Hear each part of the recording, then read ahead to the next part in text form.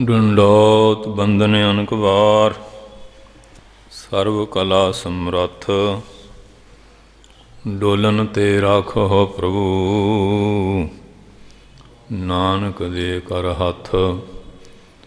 ਗਿਆਨ ਅੰਜਨ ਗੁਰ ਦੀਆ, ਅਗਿਆਨ ਅੰਧੇਰ ਬਨਾਸ। ਹਰ ਕਿਰਪਾ ਤੇ ਸੰਤ ਭੇਟਿਆ, ਨਾਨਕ ਮਨ ਪਰਗਾਸ। ਮੂਕ ਉਚਰੈ ਸ਼ਾਸਤਰ ਖਟ, ਪਿੰਗ ਗਿਰਨ ਚੜ੍ਹ ਜਾਏ। ਅੰਧ ਲਖੈ ਬਦਰੋ ਸੁਨੈ, ਜੋ ਕਾਲ ਕਿਰਪਾ ਕਰਾਏ। ਵਾਹਿਗੁਰੂ ਜੀ ਕਾ ਖਾਲਸਾ, ਵਾਹਿਗੁਰੂ ਜੀ ਕੀ ਫਤਿਹ। ਪਰਮ ਪਵਿੱਤਰ ਨਗਰ ਨਿਵਾਸੀ ਸਮੂਹ ਸਾਧ ਸੰਗਤ, ਆਪ ਸਾਰਿਆਂ ਨੇ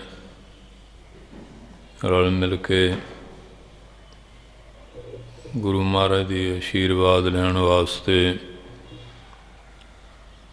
ਸਤਿਗੁਰੂ ਜੀ ਦੇ ਅਵਤਾਰ ਪੁਰਬ ਗੁਰਦੁਆਰਾ ਗੁਰੂ ਕੇ ਬਾਗ ਸਾਹਿਬ ਵਿਖੇ ਔਰ ਜਗਤ ਮਾਤਾ ਸੁਲੱਖਣੀ ਔਰ ਇਸ ਸੰਸਥਾ ਦੇ ਸੇਵਾਦਾਰ, ਸ਼੍ਰੋਮਣੀ ਗੁਰਦੁਆਰਾ ਪ੍ਰਬੰਧਕ ਕਮੇਟੀ, ਨਗਰ ਦੀਆਂ ਸੰਗਤਾਂ ਸਾਰੇ ਰਲ ਮਿਲ ਕੇ ਧੰਨ ਧੰਨ ਬੇਬੇ ਨਾਨਕੀ ਜੀ ਦੇ ਗ੍ਰਹਿ ਵਿਖੇ ਧੰਨ ਧੰਨ ਸਾਹਿਬ ਸ਼੍ਰੀ ਗੁਰੂ ਗੋਬਿੰਦ ਸਿੰਘ ਸਾਹਿਬ ਜੀ ਮਹਾਰਾਜ ਜੀ ਦਾ ਅਵਤਾਰ ਗੁਰਪੁਰਬ, ਜਿੱਥੇ ਪਟਨਾ ਸਾਹਿਬ ਦੀ ਧਰਤੀ ਮਹਾਰਾਜ ਦੇ ਅਵਤਾਰ ਸਥਾਨ ਸਾਰੇ ਸੰਸਾਰ ਭਰ ਵਿੱਚ, ਉੱਥੇ ਸੁਲਤਾਨਪੁਰ ਲੋਧੀ ਸਾਹਿਬ ਵਿਖੇ ਗੁਰੂ ਮਹਾਰਾਜ ਦੇ ਜੋ ਪਾਵਨ ਪਵਿੱਤਰ ਇਤਿਹਾਸਕ ਸਥਾਨ ਹਨ, ਗੁਰਦੁਆਰਾ ਸ਼੍ਰੀ ਬੇਰ ਸਾਹਿਬ ਜੀ, ਗੁਰੂ ਕੇ ਬਾਗ ਔਰ ਨਗਰ ਦੀਆਂ ਸੰਗਤਾਂ। ਸਿੱਖਾਂ ਮੱਲੇ ਅੱਜ ਨਗਰ ਕੀਰਤਨ ਵੀ ਹੈ। ਕਾਲੋਨੀ ਭੋਗਾਂ ਦਾ ਸਮਾਗਮ ਰੱਖਿਆ ਹੈ।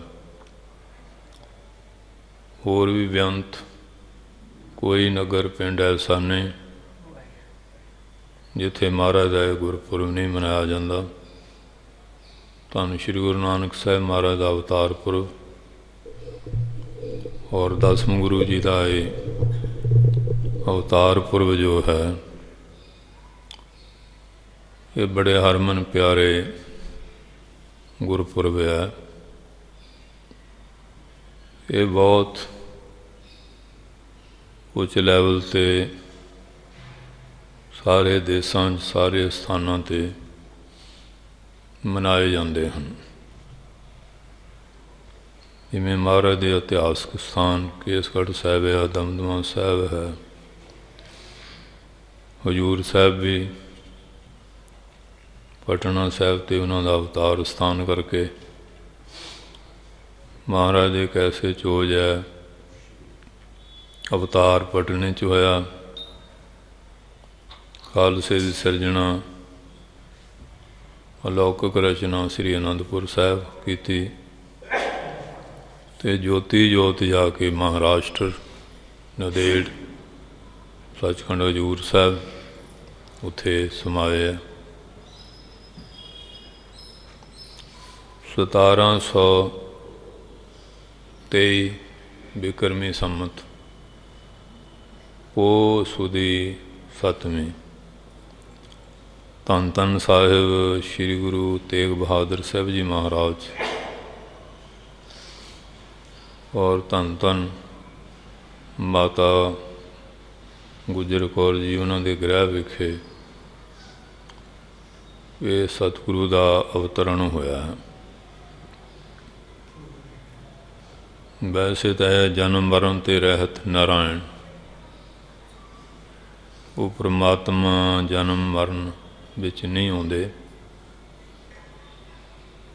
ਦੁਨੀਆ ਦੇ ਭਲੇ ਵਾਸਤੇ ਸੰਸਾਰ ਦੇ ਉੱਤੇ ਪ੍ਰਾਦੁਰਭਾਵ ਪ੍ਰਗਟ ਹੁੰਦੇ ਆ। ਇੱਕ ਤਾਂ ਹੈ ਆਪੋ ਆਪਣੇ ਕਰਮਾਂ ਦਾ ਹਿਸਾਬ ਕਿਤਾਬ ਦੇਣ ਵਾਸਤੇ ਜਨਮ ਹੁੰਦਾ, ਕਰਮ ਦਾ ਚੱਕਰ ਚੱਲੀ ਜਾਂਦਾ, ਹਿਸਾਬ ਕਿਤਾਬ ਦੇਣ ਲੈਣ ਤੁਰਿਆ ਰਹਿੰਦਾ। ਪਰ ਜਿਹੜੇ ਅਵਤਾਰ ਜਾਂ ਮਹਾਨ ਪੁਰਖ ਆ, ਮਹਾਂਪੁਰਖ ਆ, ਉਹਨਾਂ ਦੀ ਕਿਰਿਆ ਵੱਖਰੀ ਹੈ।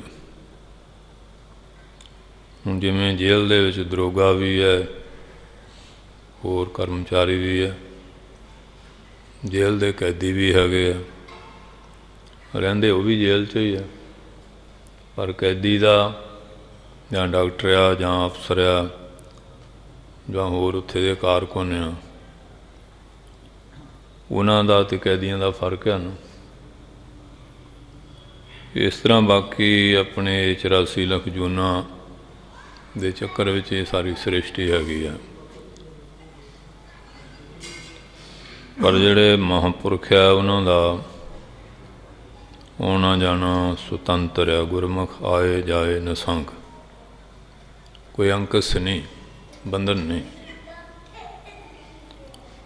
ਉਹ ਦੁਨੀਆ ਦੇ ਭਲੇ ਵਾਸਤੇ ਹੈ। ਜਿਵੇਂ ਹੁਣ ਮਾਲੀ ਹੈ, ਉਹ ਬਗੀਚੇ ਦੀ ਸੇਵਾ ਸੰਭਾਲ ਕਰਦਾ, ਪਰ ਉਹਦਾ ਮਾਲਕ ਨਹੀਂ, ਮਾਲਕ ਹੋ ਰਿਹਾ। ਇਹ ਸੰਸਾਰ ਰੂਪੀ ਜਿਹੜਾ ਬਗੀਚਾ ਰਾਜਾ ਜਿਹੜਾ ਇਹਦਾ ਮਾਲੀ ਬਣਾਇਆ ਸੇਵਾ ਸੰਭਾਲ ਵਾਸਤੇ, ਮਾਲਕ ਨਹੀਂ। ਮਾਲਕ ਪਰਮੇਸ਼ਰ ਹੈ, ਨਿਰੰਕਾਰ ਹੈ। ਸੋ ਇਸ ਵਾਸਤੇ ਜਿੱਦਾਂ ਰਾਜਾ ਪ੍ਰਜਾ ਦੀ ਸੇਵਾ ਕਰਦਾ, ਉਹਨੂੰ ਮਾਲਕ ਵੱਲੋਂ ਬਖਸ਼ਿਸ਼ ਮਿਲਦੀ ਹੈ। ਜੇ ਜ਼ੋਰ ਜ਼ੁਲਮ ਕਰਦਾ ਫਿਰ ਉਹਦੇ ਕੀਤੇ ਹੋਏ ਕਰਮਾਂ ਦਾ ਫਲ ਉਹਨੂੰ ਪਰਮਾਤਮਾ ਕਿਸੇ ਨਾ ਕਿਸੇ ਰੂਪ ਵਿੱਚ ਭੁਗਤਾਉਂਦੇ ਆ। ਇਸ ਤਰ੍ਹਾਂ ਜਿੰਨੀ ਸ੍ਰਿਸ਼ਟੀ ਹੈ ਇਹ ਉਸ ਮਾਲਕ ਦੀ ਰਚਨਾ ਹੈ। ਅਤੇ ਜਦੋਂ ਫਿਰ ਬਾੜ ਖੇਤ ਨੂੰ ਖਾਣ ਲੱਗ ਜਾਏ, ਰਾਜੇ ਪਾਪ ਕਮਾਉਂਦੇ ਉਲਟੀ ਬਾੜ ਖੇਤ ਕੋ ਖਾਈ, ਅਤੇ ਪਰਜਾ ਅੰਧੀ ਗਿਆਨ ਬਿਨ ਕੂੜ ਕਸਤ ਮੁਖੋਂ ਅਲਾਈ, ਵਰਤਿਆ ਪਾਪ ਸਭ ਸੁਜਗ ਮਾਹੀ। ਫਿਰ ਕਿਸੇ ਨਾ ਕਿਸੇ ਰੂਪ ਵਿੱਚ ਪਰਮੇਸ਼ਰ ਸੰਸਾਰ ਦੇ ਉੱਤੇ ਅਵਤਰਤੀ ਇਤੀ ਅਵਤਾਰਾ, ਜਿਹੜਾ ਉੱਪਰੇ ਮੰਡਲ ਤੋਂ ਥੱਲੇ ਦੇ ਮੰਡਲ ਉਤਰਦਾ ਉਹ ਅਵਤਾਰ ਆ। ਸੋ ਇਸ ਵਾਸਤੇ ਫਿਰ ਉਹ ਦੁਨੀਆ ਦੇ ਭਲੇ ਵਾਸਤੇ ਯੁਗਾਂ ਯੁਗਾਂ 'ਚ ਇਲਾਕਿਆਂ ਦੇ ਭੇਦ ਨਾਲ ਆਉਂਦੇ ਆ। ਫਿਰ ਮੌਕੇ ਦੇ ਮੁਤਾਬਕ ਜਿਸ ਤਰ੍ਹਾਂ ਦੀ ਜ਼ਰੂਰਤ ਹੁੰਦੀ ਹੈ ਉਹਦੇ ਉਹ ਢੰਗ ਨਾਲ ਉਪਦੇਸ਼ ਵੀ ਦਿੰਦੇ ਆ। ਪਹਿਲਾਂ ਤਾਂ ਇਹੀ ਹੈ ਨਾ, ਉਪਦੇਸ਼ ਦੇ ਕੇ ਸਮਝਾਉਣਾ, ਨਾ ਸਮਝੇ ਫਿਰ ਉਹ ਕਈ ਵਾਰੀ ਧਰਮ ਯੁੱਧ ਵੀ ਹੁੰਦੇ ਆ। ਹੁਣ ਜਿਵੇਂ ਰਾਵਣ ਨੂੰ ਉਹਦੇ ਸਹੁਰੇ ਨੇ, ਉਹਦੇ ਘਰ ਵਾਲੀ ਨੇ ਵੀ ਬਹੁਤ ਸਮਝਾਇਆ ਵੀ ਮਾਤਾ ਜਾਨਕੀ ਤੂੰ ਧੱਕਾ ਕੀਤਾ, ਵਾਪਸ ਮੋੜ ਦੇ। ਨਹੀਂ ਮੰਨਿਆ, ਫਿਰ ਜੰਗ ਹੋਇਆ, ਫਿਰ ਸਾਰਾ ਕੁਛ ਗਵਾ ਲਿਆ। 1 ਲੱਖ ਪੂਤ 1.25 ਲੱਖ ਨਾਤੀ, ਤੇ ਰਾਵਣ ਕਰਦੀ ਅਨਬਤੀ। ਅਤੇ ਮਾਤਾ ਸੀਤਾ ਫਿਰ ਦੇਖੋ ਅਯੋਧਿਆ ਦੇ ਤਖ਼ਤ 'ਤੇ ਵੀ ਮਹਾਰਾਜ ਨਾਲ ਬੈਠੀ। ਫਿਰ ਸਤਜੋ ਲੈ ਲਓ ਪ੍ਰਹਲਾਦ ਦੇ ਉੱਤੇ ਕੈਸਾ ਹੋਇਆ, ਉਹ ਵੀ ਕਰਮ ਦੀ ਸਜ਼ਾ ਭੋਗੀ।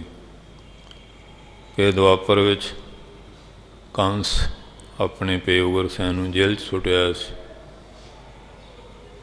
ਫਿਰ ਪਾਂਡਵਾਂ ਦੇ ਨਾਲ ਕਿੰਨਾ ਧੱਕਾ ਹੁੰਦਾ ਰਿਹਾ।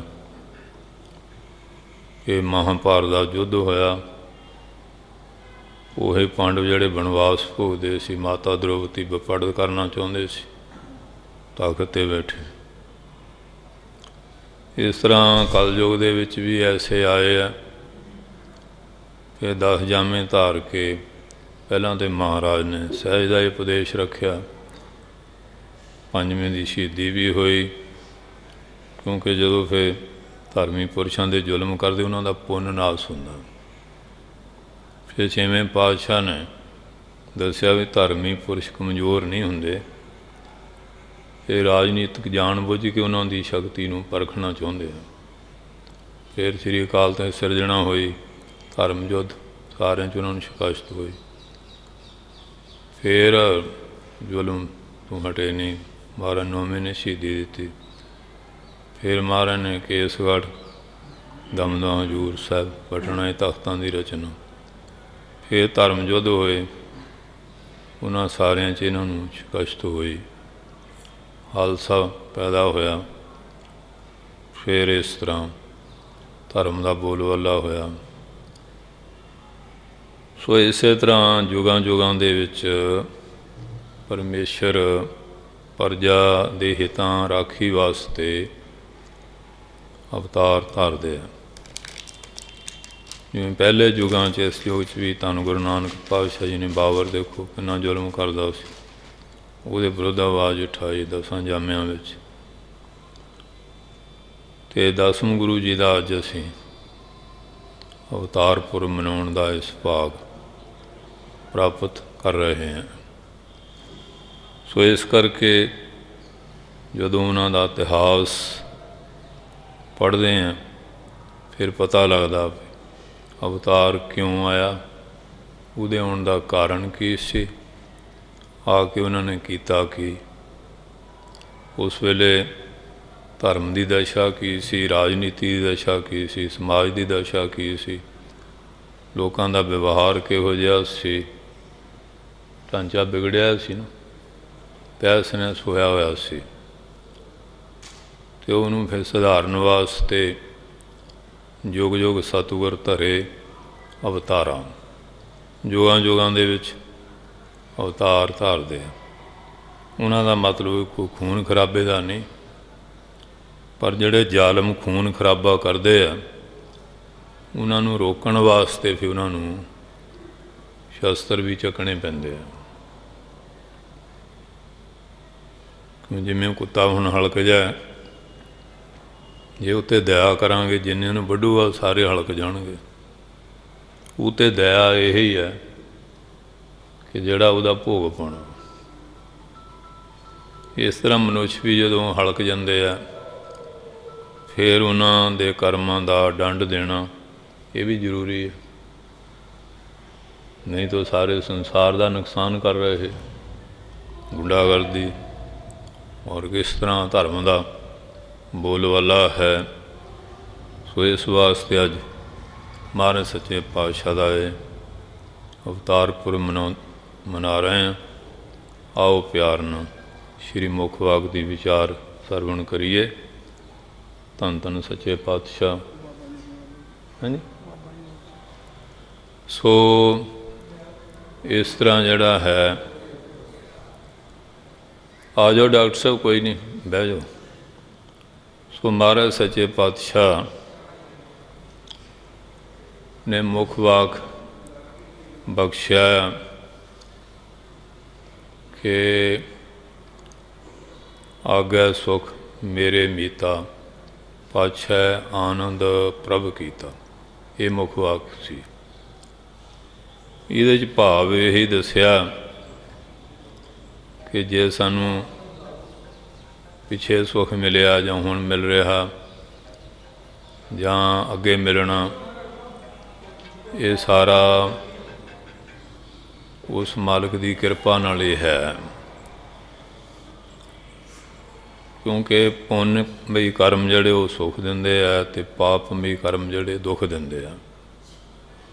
ਹੁਣ ਰਾਜਾ ਵੀ ਜਿਹੜਾ ਉਹ ਪੁੰਨਾਂ ਦੇ ਨਾਲ ਉਹਨੂੰ ਇਹ ਸੱਤਾ ਮਿਲਦੀ ਹੈ। ਪੁੰਨਿਅੰ ਖੀਣ ਤੇ ਮਾਰਤ ਲੋਕ ਹੈ, ਪੁੰਨ ਖੀਣ ਹੋ ਜਾਂਦੇ ਆ, ਸਵਰਗ ਦੇ ਇੰਦਰ ਨੂੰ ਵੀ ਧਰਤੀ 'ਤੇ ਆਉਣਾ ਪੈ ਜਾਂਦਾ ਹੈ। ਪੁੰਨਨ ਨੀਰ ਰਚੀਏ ਬਾੜੀਏ, ਪੁੰਨਾਂ ਦੇ ਪਾਣੀ ਦੁਆਰਾ ਬਗੀਚੀ ਜਿਹੜੀ ਹੈ ਨਾ ਇਹ ਰਚੀ ਹੋਈ ਹੈ। ਇਸ ਵਕਤ ਮਹਾਰਾਜ ਸੱਚੇ ਪਾਤਸ਼ਾਹ ਦੱਸਦੇ ਆ ਕਿ ਇਹ ਸੰਸਾਰੀ ਜੀਵੋ, ਜੇ ਤੁਹਾਨੂੰ ਕੋਈ ਸੁੱਖ ਦਿੱਤਾ, ਮਾਇਆ ਪਦਾਰਥ ਦਿੱਤੇ ਹੈ, कोई शक्ति बुद्धि का बल दिता, शरीरक बल दिता, राजसी बल दिता, तो जिहड़े अपने तो छोटे गरीब उन्होंने लताड़ो ना, उन्होंने दे हितां दी राखी करो। क्योंकि आप बंदा कोई भी चाहता नहीं ना मैनू कोई कष्ट मिले, दुख मिले। जद आप सारी तरह के सुख चाहता तो फिर दूए नूं आपां दुख क्यों दिंने? इस वास्ते जे ये गल समझ ली जाए फिर तो कोई कलेश रहिंदा ही नहीं। सो इस करके राजे का धर्म भी यही है कि जिवें बाड़ खेत की रखिया वास्ते हुंदी है, ना कि खेत नूं खाण वास्ते, तो राजे का धर्म भी है ये प्रजा रूपी खेती की रखिया करनी। हुण देखो माँ पे है, बच्चे है, हुण बालक नूं बालक के ढंग नाल उहदी पालना करनी पैंदी है। उहदा कपड़ा लीड़ा, उहदी खाद खराबी बच्चे के मुताबिक है। इस्त्री है, नौजवान है, बिरध है, जे सारिਆਂ ਨੂੰ ਹੁਣ ਇੱਕੋ ਹੀ खुराक ਦਿੱਤੀ जाए वो सारिਆਂ ਨੂੰ हजम होएगी, भावें चंगी होवे। ਨਿਆਣਾ छोटा आ, ਉਹਨੂੰ ਕਹੀਏ ਵੀ ਇਹਨੂੰ ਪਿੰਨੀਆਂ ਖਿਲਾਉਣੀਆਂ, ਉਹ ਹਜਮ ਕਿਵੇਂ ਕਰੇਗਾ? ਹੈ ਤਾਂ ਪਿੰਨੀ ਚੰਗੀ, ਪਰ ਉਹ ਨਹੀਂ ਨਾ ਹਜਮ ਕਰ ਸਕਦਾ ਉਹਨੂੰ। ਇੱਕ ਹੁਣ ਦਮੇ ਦਾ ਰੋਗੀ ਹੈ, ਦਮੇ ਦੇ ਰੋਗੀ ਨੂੰ ਆਪਾਂ ਜਿਹੜੀਆਂ ਬਲਗਮ ਪੈਦਾ ਕਰਨ ਵਾਲੀਆਂ ਚੀਜ਼ਾਂ ਉਹ ਦਿਆਂਗੇ, ਨੁਕਸਾਨ ਹੋਇਆ ਕਿ ਨਹੀਂ? ਕਿ ਇਹਨੂੰ ਸਗਰੈਣੀ ਹੋਈ ਹੈ, ਉਹਨੂੰ ਘਿਓ ਦਿਆਂਗੇ, ਘਿਓ ਹੈ ਤਾਂ ਚੰਗਾ ਪਰ ਉਹ ਨੁਕਸਾਨ ਕਰੇਗਾ। ਇਸੇ ਤਰ੍ਹਾਂ ਜਿਹੜੇ ਕਾਨੂੰਨ ਵਗੈਰਾ ਹੁੰਦੇ ਆ ਉਹ ਵੀ ਪ੍ਰਜਾ ਦੇ ਹਿੱਤਾਂ ਨੂੰ ਮੁੱਖ ਰੱਖ ਕੇ ਬਣਾਏ ਜਾਂਦੇ ਆ, ਅਤੇ ਜੇ ਧੱਕੇ ਨਾਲ ਠੋਕੇ ਜਾਣ ਉਹ ਗਲਤ ਆ। ਜਦ ਪ੍ਰਜਾ ਨਹੀਂ ਚਾਹੁੰਦੀ ਵੀ ਇਹ ਸਾਡਾ ਇਹਦੇ 'ਚ ਹਿੱਤ ਨਹੀਂ, ਫਿਰ ਧੱਕਾ ਕਰਨਾ ਉਹ ਜ਼ੁਲਮ ਬਣ ਜਾਂਦਾ। ਧੱਕੇ ਨਾਲ ਠੋਸਣਾ ਕਿਸੇ ਚੀਜ਼ ਨੂੰ। ਹੁਣ ਦੇਖੋ ਕਈ ਵਾਰੀ ਅਸੀਂ ਜਾਂਦੇ ਹਾਂ, ਬਾਬਾ ਜੀ ਲੰਗਰ ਛਕੋ, ਉਹਨਾਂ ਨੂੰ ਕਹੀਦਾ ਵੀ ਛਕਿਆ ਹੋਇਆ, ਵੀ ਜੇ ਹੁਣ ਕਹੀ ਤੁਹਾਨੂੰ ਜ਼ਰੂਰੀ ਛਕਾਉਣਾ, ਉਹਨੂੰ ਲੋੜ ਨਹੀਂ, ਧੱਕੇ ਨਾਲ ਖਿਲਾਓਗੇ ਤਾਂ ਬਿਮਾਰ ਹੋਏਗਾ ਕਿ ਨਹੀਂ? ਸੇਵਾ ਤਾਂ ਕਰਨੀ ਹੈ ਅਗਲੇ ਦੀ ਖੁਸ਼ੀ ਲੈਣ ਲਈ, ਇਹ ਥੋੜ੍ਹੀ ਵੀ ਉਹਨੂੰ ਚੀਜ਼ ਕੋਈ ਖਿਲਾ ਕੇ ਬਿਮਾਰ ਕਰਨਾ। ਇਸੇ ਤਰ੍ਹਾਂ ਇਹ ਸਾਰੀ ਚੀਜ਼ ਜਿਹੜੀ ਹੈ ਕਿ ਕੋਈ ਵੀ ਕੰਮ ਆ ਉਹ ਪ੍ਰਜਾ ਦਾ ਹਿੱਤ ਮੋਹਰੇ ਰੱਖੋ ਕਿ ਕਿਆ ਪ੍ਰਜਾ ਦਾ ਇਹਦੇ 'ਚ ਭਲਾ ਹੋਏਗਾ ਕਿ ਨਹੀਂ। ਜੇ ਕਹੀਏ ਵੀ ਜੋ ਅਸੀਂ ਕਰਦੇ ਇਹ ਭਲਾ, ਵੀ ਤੁਸੀਂ ਠੀਕ ਕਹਿੰਦੇ ਬਾਕੀ ਸਾਰੇ ਗਲਤ ਥੋੜ੍ਹੀ। ਤੋ ਇਸ ਵਾਸਤੇ ਕਿ ਜਿਹੜੇ ਫਿਰ ਉਹ ਜਦੋਂ ਸੱਤਾ ਆ ਜਾਂਦੀ ਹੈ ਉਹ ਫਿਰ ਕਹਿੰਦੇ ਹਰ ਕੰਮ ਅਸੀਂ ਡੰਡੇ ਨਹੀਂ ਕਰਨਾ, ਧੱਕੇ ਨਾ ਕਰਨਾ, ਫਿਰ ਪ੍ਰਜਾ ਬਾਗੀ ਵੀ ਹੋ ਜਾਂਦੀ ਹੈ। ਜਦੋਂ ਬਾਗੀ ਹੁੰਦੀ ਹੈ ਫਿਰ ਗੜਬੜ ਹੁੰਦੀ ਹੈ, ਕੀ ਕੁਝ ਹੁੰਦਾ। ਸੋ ਇਸ ਵਾਸਤੇ ਕਿਉਂਕਿ ਕਿੰਨਾ ਜਿੰਨਾ ਗੇਂਦ ਨੂੰ ਦਮਾਵਾਂਗੇ ਉਨਾ ਜ਼ਿਆਦਾ ਉੱਭਰੂਗੀ। ਪ੍ਰਜਾ 'ਤੇ ਧੱਕਾ ਜ਼ੁਲਮ ਕਰੇਗਾ, ਕਿੰਨਾ ਕੁ ਚਿਰ ਸਹੀ ਜਾਊਗੀ। ਸੋ ਇਸ ਵਾਸਤੇ ਫਿਰ ਉਹ ਜਿਹੜਾ ਅਵਤਾਰ ਹੈ ਦੇਖਦਾ ਵੀ ਹੁਣ ਪ੍ਰਜਾ ਬੇਵਾਹ ਹੋ ਗਈ ਹੈ, ਉਹ ਫਿਰ ਆਪ ਦੇਖ ਲਓ ਮਾਲਕ ਹੁੰਦੇ। ਅਤੇ ਛੇਵੇਂ ਪਾਤਸ਼ਾਹ ਨੂੰ ਕਿਹਾ ਸੀ ਨਾ, ਪੀਰ ਦੌਲਾ ਸ਼ਾਹ ਨੇ ਮਹਾਰਾਜ ਪੇ ਫਕੀਰਾਂ ਦੀ ਗੱਦੀ ਸੀ ਹਥਿਆਰ, ਕਹਿੰਦੇ ਇੱਕ ਗਊ ਗਰੀਬ ਦੀ ਰੱਖਿਆ ਲਈ, ਇੱਕ ਜਰਵਾਣੇ ਦੀ ਭਖਿਆ ਲਈ। ਇਹ ਜਿਹੜੇ ਦੁਸ਼ਟ ਲੋਕ ਆ ਵੀ ਤੋਂ ਬਿਨਾਂ ਕਾਬੂ ਵੀ ਨਹੀਂ ਆਉਂਦੇ। ਬੰਦਾ ਪਹਿਲਾਂ ਤਾਂ ਹੱਥ ਜੋੜਦਾ, ਅਤੇ ਜੇ ਉਹਦੇ ਗੁੱਟੇ ਵੱਢਣ ਤੁਰ ਪਿਆ ਤਾਂ ਫਿਰ ਤਾਂ ਬੈਠੂਗਾ ਥੋੜ੍ਹੀ, ਕਿੰਨਾ ਕੁ ਚਿਰ ਚੁੱਪ ਰਹੂਗਾ। ਸੋ ਇਸ ਵਾਸਤੇ ਕਿ ਅਵਤਾਰ ਜਿਹੜਾ ਹੈ ਫਿਰ ਦੇਖ ਲਓ ਉਹਨਾਂ ਨੂੰ ਵੀ ਹਥਿਆਰ ਚੁੱਕਣੇ ਪੈ ਜਾਂਦੇ ਆ। ਸੋ ਇਸ ਵਾਸਤੇ ਜਿਹੜਾ ਹੈ ਮਹਾਰਾਜ ਸੱਚੇ ਪਾਤਸ਼ਾਹ ਹੁਣ ਲੈ ਲਓ ਫਿਰ ਸ਼ਿਵ ਜੀ ਨੇ ਹਥਿਆਰ ਨਹੀਂ ਚੁੱਕੇ, ਰਾਮਚੰਦਰ ਨੇ ਨਹੀਂ ਚੁੱਕੇ, ਕ੍ਰਿਸ਼ਨ ਜੀ ਨੇ ਚੁੱਕੇ। ਪਹਿਲਾਂ ਤਾਂ ਸਮਝੌਤਿਆਂ ਨੂੰ ਬਹੁਤ ਜਾਂਦੇ ਰਹੇ, ਪਰ ਜਦੋਂ ਗੱਲ ਸੁਣੀ ਨਹੀਂ ਫਿਰ ਉਹ ਕਹਿੰਦੇ ਵੀ ਦੇ ਲਓ ਧਿਰਤਰਾਸ਼ਟਰ, ਫਿਰ ਹੱਥੋਂ ਮੌਕਾ ਨਿਕਲ ਜਾਂਦਾ ਹੁੰਦਾ। ਫਿਰ ਮੌਕਾ ਨਿਕਲ ਵੀ ਗਿਆ, ਫਿਰ ਮਹਾਂਭਾਰਤ ਦਾ ਕਿੱਡਾ ਜੰਗ ਹੋਇਆ। ਇਸ ਤਰ੍ਹਾਂ ਹੋਰ ਯੁੱਗਾਂ ਦੇ ਪੜ੍ਹ ਕੇ ਦੇਖ ਲਓ, ਹੋਰ ਸਰਕਾਰਾਂ ਰਾਜਾਂ ਦੇ ਪੜ੍ਹ ਲਓ। ਸੋ ਇਸ ਵਾਸਤੇ ਹੁਣ ਦੇਖੋ ਕਿੰਨੀ ਪ੍ਰਜਾ ਕਿੰਨੀ ਠੰਡ ਆ, किन्ना कष्ट च बैठे आ लोग, और उन्होंने एक ही जिद फड़ी है भी ये ठीक है इन्हां लई, जिन्हां लई बनाए वो कहंदे साडे लई ठीक नहीं, भी मलो मली जहर पिलाई जाने। दुध विच जहर पावांगे, दुध दुध थोड़ी रहेगा, जहर हो जाएगी। सो इस वास्ते फिर अवतार भी कई बारी फिर प्रजा दा कष्ट उन्हां तो भी सहा नहीं जाता। तो महाराज गुरु नानक साहब ने भी कहा सी ना कि एती मार पई कुरलाने तैं की दर्द ना आया। फिर जो गरीब प्रजा ते इन्नी मार हुई, है परमेश्वर तैनूं भी तरस नहीं आया, तेरी सृष्टि है, तू तो सारिਆਂ ਦਾ ही आ। सो इस करके आओ विचार सुनिए। पातशाह जी किरपा करते हैं। जो श्री अखंड पाठ साहब भोग तो बाद हुक्म आया संखेप विचार, क्योंकि अज फिर महाराज का गुरपुरब है, समागम भी बेअंत जगह ही है। कल भी सुर सिंह बाबा दयाल सिंह जी की बरसी सी महापुरखों की, बहुत बड़ा इकट्ठ बेअंत संत समागम से। अज गुरपुरब का है, अगे पिछे भी करते हैं, पाठी नहीं ना मिलते टाइम में, वो फिर जो मिलता उस हिसाब नाल संगत रख लेंदी। हाँ जी।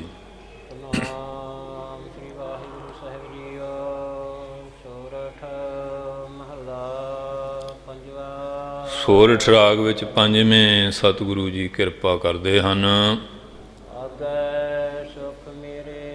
हे मेरे मित्रों, अगे जिन्हें सुख आए ये भी गुरु की किरपा ना मिले हैं। पिछों जिन्ना आनंद सुख ये भी उस परमात्मा ने किया है। ये संसार की जिनी बनत बनौट ये भी करते पुरख ने बनाई है। जिन्हें परमेश्वर का भरोसा तारिया भी वो डोलते नहीं, क्यों दुख सुख भी बंदियां नूं हुंदे न। उन्हां दा सच्चे साहिब दे उत्ते मन मन गया है। सर्व सारियां निरंतर एक रस परमात्मा नूं जानिया है। विश्राम दे के किरपा करते हैं।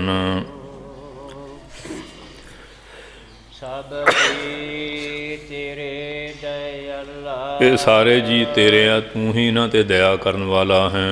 अपने भगत कर है प्रतिपाला, अपने भगतां दी प्रतिपालना महाराज आप करते हैं। उस परमेश्वर की वडियाई बड़ी अचरज है। वो गुरमुख प्यारे परमेश्वर का नाम ध्या के उहदे अगे अरदास करते हैं। फिर मालक उन्हों की अरदास प्रवान करके उन्हों की सहायता भी करते हैं। हर जो जो भगत पाया पैज रखदा आया राम राज। हरनाक्ष दुष्ट हर मारिया प्रहलाद तराया। अहंकारियां निंदकां पिठ दे नाम दिओ मुख लाया। जन नानक ऐसा हर सेविया अंत लए छुड़ाया। वाहिगुरु जी का खालसा वाहिगुरु जी की फतेह। तीने ताप निवारण हारा, दुख हंता सुख रास। ताको बिघ्न को लागै, जाकी प्रभ आगै अरदास। सतनाम श्री वाहिगुरु जीओ।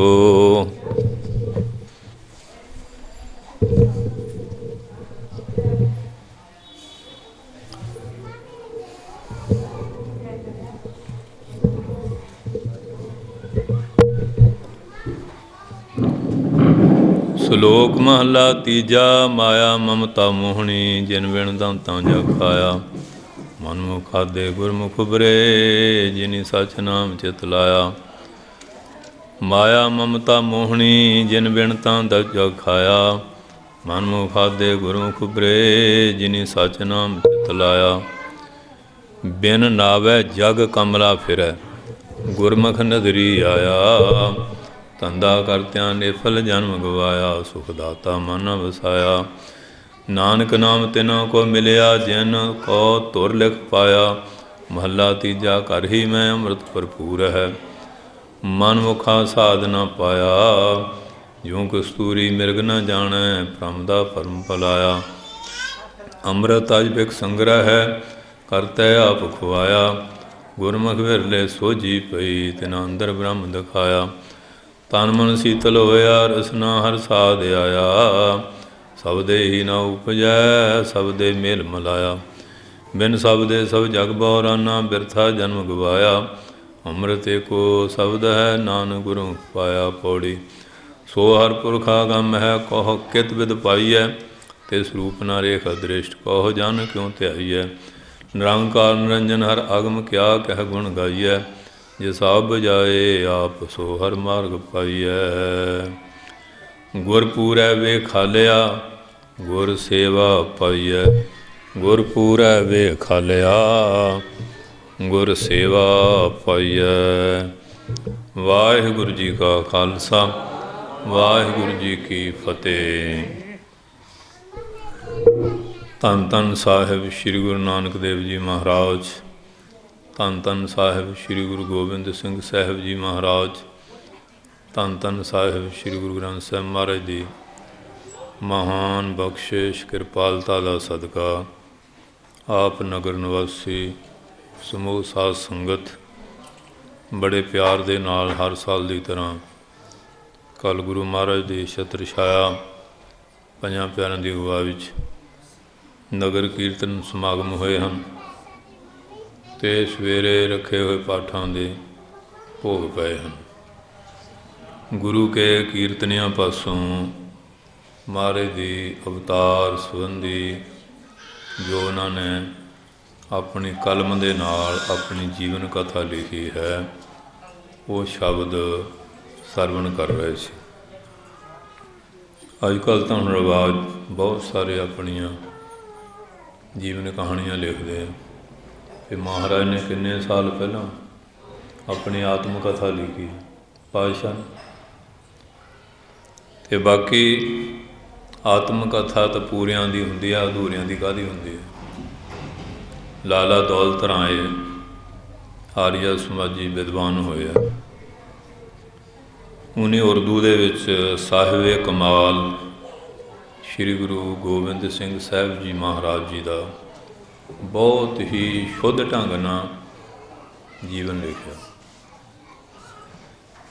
ਹੁਣ ਉਹਦਾ ਪੰਜਾਬੀ 'ਚ ਵੀ ਅਨੁਵਾਦ ਹੋਇਆ, ਮਿਲ ਜਾਂਦੀ ਉਹ ਬੁੱਕ। ਉਹਨਾਂ ਨੂੰ ਉਹ ਸੰਸਥਾ ਦੇ ਬੰਦੇ ਕਹਿੰਦੇ ਵੀ ਤੁਸੀਂ ਸਵਾਮੀ ਦਇਆਨੰਦ ਜੀ ਦਾ ਨਹੀਂ ਲਿਖਿਆ। ਉਹ ਕਹਿੰਦੇ ਅਧੂਰਿਆਂ ਦਾ ਕੀ ਲਿਖਣਾ, ਪੂਰੇ ਦਾ ਲਿਖਣਾ ਚਾਹੀਦਾ। ਗੱਜ ਕੇ ਬੋਲੋ। ਕਿਉਂਕਿ ਭੁੱਲਣ ਵਿੱਚ ਕੀ ਆ, ਸਭ ਕੋਈ ਕਰਤਾ ਆਪ ਨਾ ਭੁੱਲੈ। ਕਿਉਂਕਿ ਇਨਸਾਨ ਵਿੱਚ ਚੰਗਿਆਈਆਂ ਵੀ ਹੈਗੀਆਂ, ਕੁਝ ਬੁਰਾਈ ਵੀ ਹੁੰਦੀ ਹੈ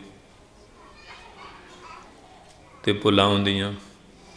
ਇੱਕ ਜਿਹੜਾ ਪੂਰਾ ਗੁਰੂ ਅਭੁੱਲ ਗੁਰੂ ਕਰਤਾਰ ਆ,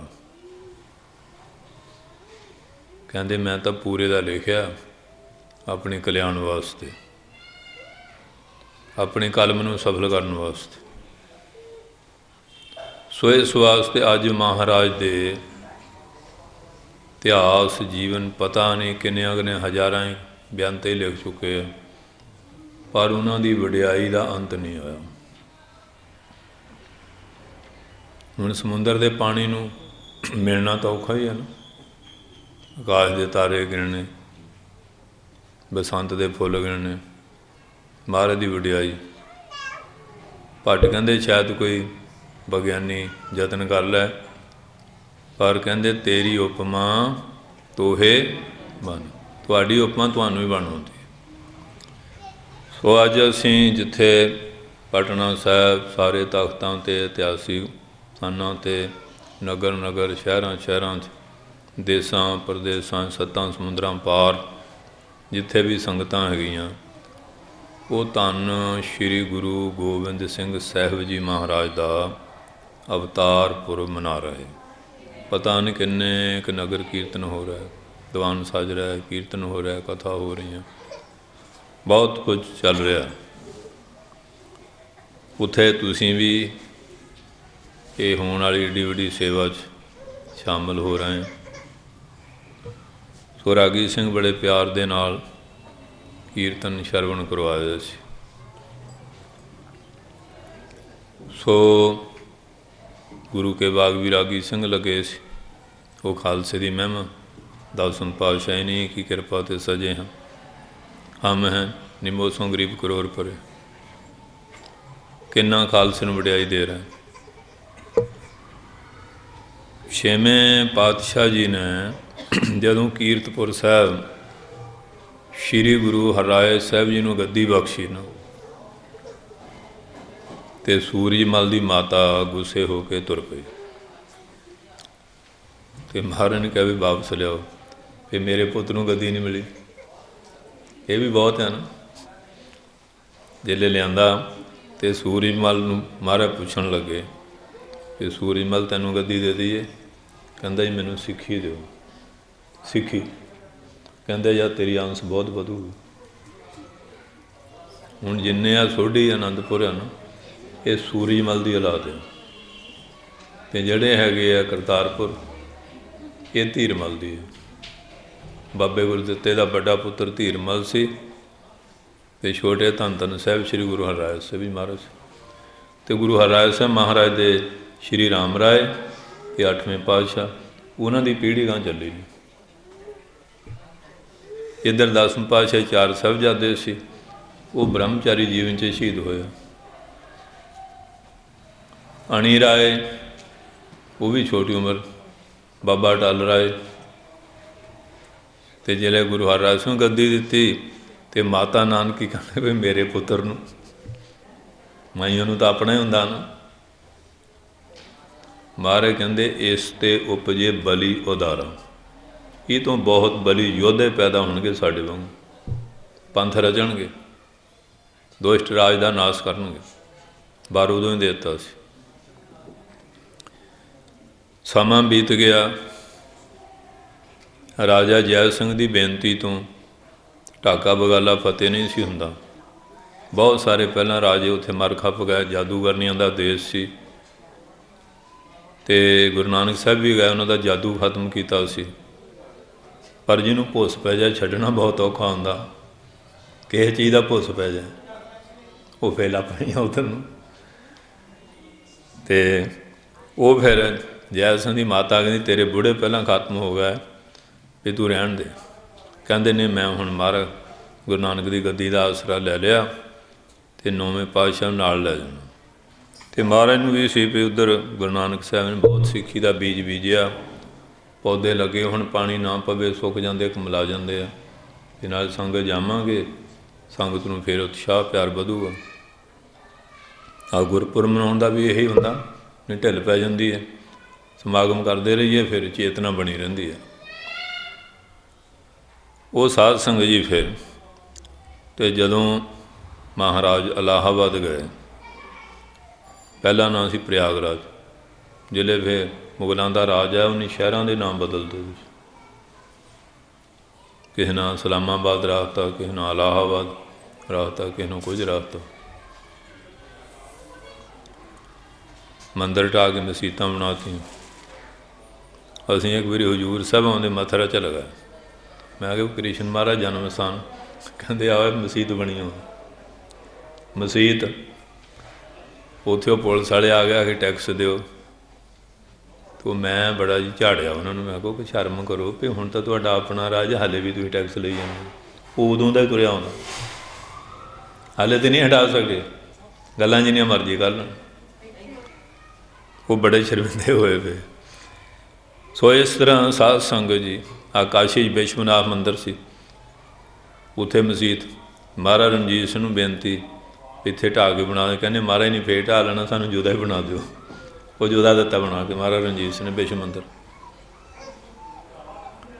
ਸੋ ਇਸ ਤਰ੍ਹਾਂ ਜਿਹੜੇ ਇੱਥੇ ਗਏ, ਅਤੇ ਮਾਤਾ ਨਾਨਕੀ ਭਾਵ ਧੰਨ ਗੁਰੂ ਤੇਗ ਬਹਾਦਰ ਸਾਹਿਬ ਜੀ ਮਹਾਰਾਜ ਦੇ ਸਤਿਕਾਰਯੋਗ ਮਾਤਾ ਜੀ, ਅਤੇ 10ਵੇਂ ਪਾਤਸ਼ਾਹ ਜੀ ਦੇ ਦਾਦੀ ਜੀ। 85 ਸਾਲ ਸਰੀਰਕ ਉਮਰ ਸੀ। ਕਹਿਣ ਲੱਗੇ ਵੀ ਮੇਰੇ ਪਤੀ ਦੇਵ 6ਵੇਂ ਪਾਤਸ਼ਾਹ ਜੀ ਨੇ ਬਚਨ ਦਿੱਤਾ ਸੀ ਵੀ ਇਹਨਾਂ ਦੇ ਘਰ ਬੜੇ ਯੋਧੇ ਸੂਰਬੀਰ ਅਵਤਾਰ ਧਾਰਨਗੇ, ਵੀ ਮੈਂ ਬਿਰਧ ਹੋ ਗਈ ਹਾਂ ਅਤੇ ਪੋਤੇ ਦਾ ਮੂੰਹ ਕਦੋਂ ਦੇਖੂੰਗੀ। ਇਹ ਲਾਲਸਾ ਆਮ ਗ੍ਰਸਤੀਆਂ ਨੂੰ ਹੁੰਦੀ ਹੈ ਪੁੱਤ ਪੋਤੇ ਦੀ, ਇਹਦੇ ਲਈ ਬਹੁਤ ਕੁਝ ਕਰਦੇ ਆ। महाराज नूं बेनती की।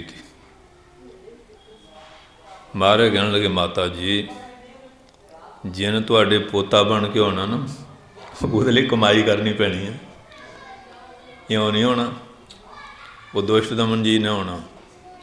ਤੁਹਾਨੂੰ श्री गुरु ग्रंथ साहब जी का अखंड जाप एक चौंकड़े सुनना पैना। ਹੁਣ है तो गल औखी है आम बंदे ਲਈ, ਤੇ ਬਿਰਧ ਸਰੀਰ ਹੋਵੇ ਤਾਂ ਹੋਰ ਵੀ ਔਖਾ। 48 ਘੰਟੇ ਇੱਕ ਚੌਂਕੜੇ। ਤੇ ਸਾਧ ਸੰਗਤ ਜੀ ਮਾਤਾ ਜੀ ਕਹਿੰਦੀ ਪ੍ਰਵਾਨ। ਉਹ ਫਿਰ ਕਰਤਾਰਪੁਰ ਸਾਹਿਬ ਜਿਹੜਾ ਸਰੂਪ ਹੈ ਇਸ ਵੇਲੇ ਧੀਰ ਮਲੀਆਂ ਦੇ ਪਾਸ ਹੈ, ਉਦੋਂ ਦਮਦਮਾ ਸਰੂਪ ਹਾਲੇ ਤਿਆਰ ਨਹੀਂ ਸੀ ਹੋਇਆ। ਉਹ ਤਾਂ ਫਿਰ ਸਾਬੋ ਕੀ ਤਲਵੰਡੀ ਮਹਾਰਾਜ ਨੇ ਕਿਰਪਾ ਕੀਤੀ ਨਾ। ਉਸ ਸਰੂਪ ਤੋਂ ਅਖੰਡ ਜਾਪ ਹੋਇਆ। ਪਹਿਲਾ ਅਖੰਡ ਪਾਠ ਉੱਥੇ ਪਹਿਲਾਂ ਸਹਿਜ ਪਾਠ ਹੋਇਆ। ਕਾਲੂ ਕਥਾ ਪੜ੍ਹਾ ਰਹੇ ਸੀ ਸੂਰਜ ਪ੍ਰਕਾਸ਼ ਦੀ, ਅਤੇ ਮਾਤਾ ਗੰਗਾ ਜੀ ਦੇ ਨਿਮਿੱਤ ਭਾਈ ਗੁਰਦਾਸ ਜੀ ਨੇ 13 ਦਿਨਾਂ 'ਚ ਸਹਿਜ ਪਾਠ ਦਾ ਭੋਗ ਪਾਇਆ। ਇਹ ਇਕੱਲੇ ਹੀ ਪੜ੍ਹਾਉਂਦੇ ਸੀ ਸਹਿਜ ਪਾਠ। ਉਹਦੇ 'ਚ ਪਾਠੀ ਲੱਗੇ ਮਤੀ ਦਾ, ਸਤੀ ਦਾ, ਦਿਆਲ ਦਾ, ਗੁਰਦਿੱਤਾ, ਉਹਦਾ ਆਦਿਕ 5 ਜਪਜੀ ਵਾਲੇ, 5 ਧੂਫੀਏ ਮੂਲ ਮੰਤਰ, 5 ਲਾਂਗਰੀ, 5 ਚੌਰ ਵਾਲੇ, 5 ਸੇਵਾਦਾਰ, ਤਕਰੀਬਨ 35 ਸਿੰਘ ਉਹਦੇ ਵਿੱਚ ਸ਼ਾਮਲ ਹੋਏ। ਪੂਰੀ ਵਿਧੀ ਮਰਜ਼ਾਦਾ ਦੇ ਨਾਲ ਪੁਰਾਤਨ। ਹੁਣ ਤਾਂ ਆਪਾਂ ਸੁੱਖ ਹੋ ਗਿਆ ਨਾ ਕਿ ਕਿਹੜਾ ਇੰਨਾ ਆਡੰਬਰ ਕਰਦਾ ਫਿਰੇ। ਗੱਜ ਕੇ ਬੋਲੋ। ਅਤੇ ਆਨੰਦ ਸਾਹਿਬ ਵੀ ਕਿਹੜਾ ਪੂਰਾ ਪੜ੍ਹੇ। ਚਲੋ 5 ਪੌੜੀਆਂ ਇੱਕ ਆਖਰੀ ਪੜ੍ਹ ਲਈ ਕੰਮ ਸਰ ਜਾਂਦਾ। ਹੁਣ ਘਰਾਂ 'ਚ ਸਹਿਜ ਪਾਠ ਵੀ ਬੰਦ ਹੋ ਗਿਆ। ਸਾਡੇ ਜੀ ਸੁਖਮਨੀ ਸਾਹਿਬ ਦਾ ਪਾਠ ਹੈ, ਭੋਗ 'ਤੇ ਆਇਓ। ਗੱਜ ਕੇ ਬੋਲੋ। ਹੌਲੀ ਹੌਲੀ ਮੇਰਾ ਖਿਆਲ ਹੈ ਵੀ ਜਪਜੀ 'ਤੇ ਆ ਜਾਣਾ ਨਹੀਂ, ਫਿਰ ਟਾਈਮ ਜ਼ਿਆਦਾ ਪੈਣਾ ਪੈਂਦਾ। ਅਤੇ ਚਲੋ ਮੂਲ ਮੰਤਰ ਹੀ ਕਰ ਲੈਂਦੇ ਹਾਂ। ਗਾਂ 'ਤੇ ਗਾਂ ਇਨਸਾਨ ਕਿੰਨਾ ਚਲਾਕੀ ਔਰ ਸ਼ਾਇਰੀ ਮਹਾਰਾਜ ਨੇ ਕਰਨ ਲੱਗ ਪਿਆ।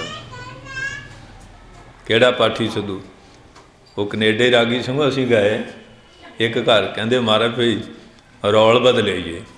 ਮੈਂ ਕਿਹਾ ਮਹਾਰਾਜ ਸਰੂਪ ਪ੍ਰਕਾਸ਼ ਨੇ ਕੋਈ ਪਾਠੀ ਸਿੰਘ ਨਜ਼ਰ ਨਹੀਂ ਆ ਰਿਹਾ ਵੀ ਰੌਲ ਕਿਹੜੀ ਬਦਲਣੀ। ਉਹ ਅਖੰਡ ਪਾਠ ਟੇਪ ਵਿੱਚ ਰਿਕਾਰਡ ਕੀਤਾ ਵੀ ਟੇਪ ਬਦਲਾਈਏ। ਗੱਜ ਕੇ ਬੋਲੋ। ਕਿਹੜਾ ਪਾਠੀ ਸੱਦੇ, ਕਿਹੜਾ ਰੋਟੀਆਂ ਖਿਲਾਏ, ਕਿੱਧਰ ਤੁਰ ਪਿਆ ਸੰਸਾਰ। ਗੁਰੂ ਗ੍ਰੰਥ ਸਾਹਿਬ ਨੂੰ ਮੋਬਾਈਲ ਬਣਾ ਕੇ ਬਹਿ ਗਏ। ਸ਼ਰਧਾ ਭਗਤੀ ਉੱਡਦੀ ਜਾਂਦੀ ਹੈ, ਅਤੇ ਫਿਰ ਫਲ ਵੀ ਉਹਨਾਂ ਕੇ ਮਿਲਣਾ ਜਿਹੋ ਜਿਹਾ ਕਰਦੇ ਹਾਂ। ਕਿੱਥੇ ਸੇਵਾ ਕਰਨੀ ਪਾਠੀ ਸਿੰਘਾਂ ਦੀ, ਕਿੰਨਾ ਇਸ਼ਨਾਨ ਪਾਣੀ ਕਰਕੇ ਕਿਸ ਤਰ੍ਹਾਂ ਜਾਪ ਕਰਨਾ ਹੈ। ਸੋ ਇਸ ਵਾਸਤੇ ਉੱਥੇ ਫਿਰ ਦੇਖ ਲਓ ਵਿਧੀ ਨਾਲ ਪੂਰੀ ਮਰਜ਼ਾਦਾ ਦੇ ਨਾਲ। ਅਤੇ ਮਾਤਾ ਜੀ ਹੁਣ 85 ਸਾਲ ਦੇ ਬਜ਼ੁਰਗ ਲਈ ਕਿੰਨਾ ਔਖਾ ਹੈ। ਉਹਨੇ ਕਿਹਾ ਜੀ ਪ੍ਰਵਾਨ। ਪਾਠ ਹੋਇਆ, ਉਹਦੇ ਬਾਰੇ ਹੁਣ ਇਸ਼ਾਰਾ ਮਹਾਰਾਜ ਦੇਗਾ। ਅੱਜ ਹੁਣ ਸਾਡੇ ਜਿਹੜੇ ਅੱਜ ਕੱਲ੍ਹ ਦੇ ਲਿਖਾਰੀ ਹਨ, ਇਹ ਨਹੀਂ ਕਈ ਨਵੇਂ ਝੰਜਟ ਸ਼ੁਰੂ ਕਰਤੇ। ਉਹ ਕਹਿੰਦਾ ਮੈਂ ਪਿੱਛੇ ਨਾ ਰਹਾਂ, ਅੱਗੇ ਨਿਕਲ ਜਾਵਾਂ। ਬੁੱਕਾਂ ਲਿਖ ਦਿੱਤੀਆਂ ਕਿ ਮਹਾਰਾਜ ਦਾ ਜਨਮ ਵਿਸਾਖ ਦਾ ਕਿ ਕੱਤਕ ਦਾ, ਗੁਰੂ ਨਾਨਕ ਸਾਹਿਬ ਦਾ। ਪੀਤੇ ਲੜੀ ਜਾਂਦੇ ਆ, ਕੋਈ ਕਹਿੰਦਾ ਵਿਸਾਖ ਦਾ, ਕੋਈ ਕਹਿੰਦਾ ਕੱਤਕ ਦਾ। ਉਹ ਵਿਚਾਰ ਕਰਦੇ ਨਹੀਂ ਵੀ ਗੱਲ ਕੀ ਹੈ। ਇੱਕ ਹੁੰਦਾ ਪ੍ਰਕਾਸ਼ ਪਾਉਣਾ, ਇੱਕ ਹੁੰਦਾ ਜਨਮ ਲੈਣਾ। ਪ੍ਰਕਾਸ਼ ਹੁੰਦਾ ਆਤਮਾ ਦਾ, ਜਨਮ ਹੁੰਦਾ ਸਰੀਰ ਦਾ। ਗੱਜ ਕੇ ਬੋਲੋ। ਹੁਣ ਗੁਰੂ ਗ੍ਰੰਥ ਸਾਹਿਬ ਦੇ ਵਿੱਚੋਂ ਜਿਹੜੀ ਗੱਲ ਦਾ ਉੱਤਰ ਨਹੀਂ, ਇਹਦੇ 'ਚੋਂ ਲੈ ਲਓ। ਗਡੇਂਦਿਆਂ ਛੇਵਾਂ, ਤੁੜੇਂਦਿਆਂ ਇੱਕ ਖਿਨੂੰ, 10ਵੀਂ ਮਾਸੀ ਬਾਲਕ ਜਨਮ ਲਿਆ, ਮਿਟਿਆ ਸੋਗ ਆਨੰਦ ਥੀਆ। 10 ਮਹੀਨਿਆਂ ਦੇ ਅੰਤਰਗਤ ਸਾਰੀ ਕਿਰਿਆ ਚੱਲਦੀ ਹੈ। ਹੁਣ 4 ਮਹੀਨਿਆਂ 'ਚ ਮਾਤਾ ਦੇ ਉਦਰ ਵਿੱਚ ਇਹ ਸਾਡਾ ਕਲਬੂਤ ਤਿਆਰ ਹੁੰਦਾ। ਚੌਥੇ ਮਹੀਨੇ ਜਿਹੜੇ ਕਲਬੂਤ ਤਿਆਰ ਹੁੰਦਾ, ਫਿਰ ਆਤਮਾ ਪ੍ਰਵੇਸ਼ ਕਰਦੀ ਆ। ਅਤੇ 6 ਮਹੀਨੇ ਉਹਦੀ ਪਕਿਆਈ ਲਈ। ਹੁਣ ਤੁਸੀਂ ਵਿਸਾਖ ਤੋਂ ਕੱਤਕ ਤੇ ਗਿਣ ਲਓ, 6 ਮਹੀਨੇ ਬਣਦੇ ਕਿ ਨਹੀਂ ਬਣਦੇ। ਹੁਣ ਇੱਥੇ ਆਪ ਹੀ ਉਹ ਅੱਖਰ ਲਿਖ ਗਿਆ शंका नहीं रहन देंदे। मोर पित पूर्व कियो सप्याना, मेरे पिता जी ने पूर्व की यात्रा नूं जाना किया। भांत भांत के तीर्थ नन, भांत भांत तीर्थां दे इशनान किया। जब ही जात त्रिवैणी पै, जिले त्रिवैणी चला गया ना इलाहाबाद, जिथे 3 नदियाँ इकट्ठियां होनियां, गंगा जमुना ते सुरस्ती, 12 साल कुंभ लगता। सब नूं बड़ा मेला हिंदुस्तान च इलाहाबाद का। इत्थे इन्नी पब्लिक इकट्ठी नहीं, फौज इंतजाम करती है, सारे अखाड़े जाते हैं। जब ही जात त्रिवैणी पए, पुन दान दिन करत बचाए, तहीं प्रकाश हमारा भयो, कि साडा प्रकाश उत्थे होया। ते पटना शहर विखे भव लिओ, तो पटने शहर साडा अवतरण होया। शक निकल गए कि नहीं? महाराज शक रहन नहीं दिंदे। पर असीं सानू महाराज दे लिखे दे यकीन नहीं, अपना कोई ना कोई गल शुरू कर लैनी, दुविधा खड़ी कर देनी। इत्थे फिर पटना साहिब 1723 विक्रमी संमत महाराज का अवतार होया। उसले पातशाह आप गए हुए सी धोबड़ी असाम च, उत्थे खबर गई है। उत्थे फिर महाराज ने थड़ा बना के ढाडियां दी 12 लवाइयां, कीर्तन होया, कथा प्रसंग होए। तो महाराज ने फिर ढाला ना माया बंडी गरीबां नूं, ढाला ना तोपां दी झलक कराई। हुण राजे सीगे, कहंदे महाराज भी साडे भी शहजादे जमदे, आ काम तां असीं भी नहीं। ये की गल? कहंदे दुष्ट ने अवतार धारिया, ये औरंगजेब जुल्म करदा, इहदियां तोपां दे मूँह नाल तोपां जोड़ के इहनूं हुण सज़ा देऊगा। गज के बोलो। उत्थों फिर महाराज ने नाम करके भेजा भी गोबिंद राय नाम। जिले महाराज में 1699 विसाखी नूं अमृत छकाया, 5 प्यारिਆਂ ਨੂੰ कहा मैनू भी अमृत दिओ। फिर 5 प्यारिਆਂ द्वारा तो महाराज का नाम श्री गुरु गोबिंद सिंह जी साहब जी बने। पहला गोबिंद राय सी, क्यों रागी सिंह अभेता वरताई ना, बाबा गोबिंद सिंह आपे गुर चेला। सो इस करके 1723 पोह सुदी 7वीं विक्रमी संमत, पिछे आ डेयरी वालियां ने अपनी मर्जी ने दिन रख लिया सी। ये बड़ा झंझट रहा, कदी किसी दिन मनाई जान, कदी किसी दिन। हुण जिन्नियां डेटां अपनियां इतिहास च वो विक्रमी संमत नाल लिखियां। तो जिले हुण आपां एक डेट भन्नांगे ना अवतार की, फिर गुरता गद्दी वाली भी भज गई। फिर होर कौतुक है, ज्योति जोत सुन गांह ते गांह तुसीं सारे किसान बैठे हैं, मरबेबंदी हुई है। जे एक बट हिला दीए सारी मरबेबंदी हिलूगी कि नहीं? रोज़ डांग खड़ूगी भी मेरी किहड़ी जगह दी किहड़ी, बुरजियां भी लगियां होंदियां, सारा कुछ। इस तरह इतिहास भी है, जिन्हें एक डेट नूं आपां तोड़ांगे ना, वो सारियां टुटदियां जाणियां। और अजकल असीं कहने भी जो पुराने इतिहास च लिखिआ वो गलत है तो असीं सही हैं। ये हुण रिवाज इस तरह का बहुत हो गया। सो इस करके महाराज सच्चे पातशाह ने उत्थे फिर अवतार धारिया पटना साहिब, बाल लीला बाल चोज कीते, बहुत सारिया उन्होंने निशानियां अज भी तख्त पटना साहिब दर्शन करते जिहड़ियां संगतां जानियां महाराज दे बालक पुणे दे जिहड़े चोज आ। तो उत्थे फिर महाराज देख लो, तो शिवदत्त एक ब्राह्मण हुंदा सी, वो गंगा किनारे ना बह के रामचंद्र ध्यान करे। तो महाराज चले गए न्याणियां नाल लैके खेलते, जाके उहदियां इउं अखां मीट लिया जिवें बच्चे करदे हुंदे। पंडित जी झात वो अंदर हुण श्री रामचंद्र की मूर्ति का ध्यान करता सी, वो खिच लिया ध्यान, है तो आपे ही सी। वो कि मजबूर ने अखां कितने मार तरलोकी नाल फिर बेनती की। जिले देखा महाराज श्री रामचंद्र रूप धार के खड़े। शिवदत्त पंडित बड़ा विद्वान सी, बड़ी शरधा हो गई। जिहड़ा मैणी राजा सी उहदे औलाद है सी, वो पंडित जी नूं बेनती करदा हुंदा सी। कहंदे भी हुण तां महाराज आपे ही आए, उन्होंने बेनती कर। कहंदे किवें? कहंदे प्रशाद तैयार करो, आपे आ जा करना। ਤੇ ਨਿਆਣੇ ਨੂੰ ਜ਼ਿਆਦਾ ਘੁੰਗਣੀਆਂ ਇਹੋ ਜਿਹੀਆਂ ਚੀਜ਼ਾਂ ਪਿਆਰ ਹੁੰਦਾ, ਘੁੰਗਣੀਆਂ ਤਿਆਰ, ਅਤੇ ਮਹਾਰਾਜ ਫਿਰ ਚਲੇ ਜਾਣਾ ਘੁੰਗਣੀਆਂ ਖਾਣੀਆਂ, ਨਿਆਣੇ ਨੂੰ ਲੈ ਜਾਣਾ। ਨਿਆਣੇ ਤਾਂ ਖੁਸ਼ ਬੜਾ ਹੋਣਾ ਫਿਰ, ਕਦੀ ਕੋਈ ਚੀਜ਼ ਕਦੀ ਕੋਈ। ਉਹ ਫਿਰ ਜਿਹੜੇ ਮਹਾਰਾਜ ਗਏ, ਉਹ ਮਾਤਾ ਦੇ ਮਨ 'ਚ ਰਾਣੀ ਦੇ ਹੋ ਗਿਆ ਕਿ ਮਹਾਰਾਜ ਵਰ ਦੇਣ ਪੁੱਤਰ ਦਾ ਅੱਧ। ਮਹਾਰਾਜ ਕਹਿਣ ਲੱਗੇ ਇਹੋ ਜਿਹਾ ਪੁੱਤ ਚਾਹੀਦਾ, ਕਹਿੰਦੇ ਤੁਹਾਡੇ ਵਰਗਾ। ਮਹਾਰਾਜ ਉਹਦੀ ਗੋਦ 'ਚ ਬਹਿ ਗਿਆ, ਕਹਿੰਦੇ ਮੇਰੇ ਵਰਗਾ ਤਾਂ ਮੈਂ ਹੀ ਹਾਂ। ਗੱਜ ਕੇ ਬੋਲੋ। ਹੁਣ ਰੱਬ ਦੇ ਬਰਾਬਰ ਦੂਆ ਰੱਬ ਤਾਂ ਹੋ ਨਹੀਂ ਸਕਦਾ, ਕੋਈ ਹੋ ਜਾਊ? ਕਹਿੰਦੇ ਮੇਰੇ ਵਰਗਾ ਤਾਂ ਮੈਂ ਹੀ। ਉਹਦੀ ਫਿਰ ਫੁਰਨਾ ਹੀ ਮਿਟ ਗਿਆ। ਫਿਰ ਜਦੋਂ ਮਹਾਰਾਜ ਨੇ ਐਡੀ ਵੱਡੀ ਕਿਰਪਾ ਕਰਤੀ, ਇਸੇ ਤਰ੍ਹਾਂ ਉਹ ਖੇਲਦੇ, ਉਹ ਕੰਗਣ ਸੀ ਗੰਗਾ ਸੁੱਟਿਆ। ਮਾਤਾ ਜੀ ਕਹਿੰਦੇ ਕੰਗਣ, ਕਹਿੰਦੇ ਲੈ ਗਏ। ਦੂਆ ਵੀ ਚੱਕ ਕੇ ਸਿੱਟਦਾ ਵੀ ਉੱਥੇ ਸੀ। ਗੱਜ ਕੇ ਬੋਲੋ। ਫਿਰ ਦੋ ਨਵਾਬ ਸੀ, ਉਹਨਾਂ ਦੀ ਬੜੀ ਸ਼ਰਧਾ, ਉਹ ਬਾਗ ਹੀ ਮਹਾਰਾਜ ਨੂੰ ਅਰਪ ਦਿੱਤਾ। ਕਰੀਮ ਬਖਸ਼ ਰਹੀਮ ਬਖਸ਼। ਫਿਰ ਉੱਥੇ ਮਾਈਆਂ ਖੂਹੀ ਹੁੰਦੀ ਸੀ, ਅੱਗੇ ਖੂਹੀਆਂ ਆਮ ਨਹੀਂ ਸਨ ਹੁੰਦੀਆਂ, ਵੱਡਿਆਂ ਲੋਕਾਂ ਦੇ ਘਰਾਂ 'ਚ ਹੁੰਦੀਆਂ, ਜਾਂ ਪਿੰਡ ਦਾ ਇੱਕ ਸਾਂਝਾ ਹੁੰਦਾ ਸੀ। ਸਾਡੇ ਹਵੇਲੀ 'ਚ ਹੁੰਦੀ, ਸਾਰਾ ਪਿੰਡ ਉੱਥੇ ਭਰਨ ਆਉਂਦਾ ਹੁੰਦਾ ਸੀ। ਹੁਣ ਤਾਂ ਉਹ ਗੱਲਾਂ ਦੂਰ ਆ। ਅਤੇ ਮਾਈਆਂ ਨੇ ਘੜੇ ਨਾ ਸਿਰ 'ਤੇ ਵੀ 3-4 ਰੱਖੇ ਹੋਣੇ, ਕੱਛਾਂ 'ਚ ਵੀ ਲੈ ਹੋਣ। ਪੁਰਾਣੀਆਂ ਮਾਈਆਂ ਤਗੜੀਆਂ ਬੜੀਆਂ ਹੁੰਦੀਆਂ। ਹੁਣ ਤਾਂ ਟੂਟੀ ਮਰੋੜਨੀ ਬਹੁਤ ਔਖੀ ਹੈ। ਜਿਹਨੂੰ ਬਲੱਡ ਪ੍ਰੈਸ਼ਰ ਉਹ ਵੀ ਡਰਦਾ ਵੀ ਟੂਟੀ ਮਰੋੜੀਆਂ ਸ਼ਾਇਦ ਕਿਤੇ ਉਹੋ ਜਿਹੀ ਗੱਲ ਨਾ ਬਣ ਜਾਏ। ਸੁੱਖ ਜਾਣੇ ਨਹੀਂ ਹੋਵੇ ਜੀ, ਸੋਹਲ ਹੁੰਦੇ ਜਾਂਦੇ।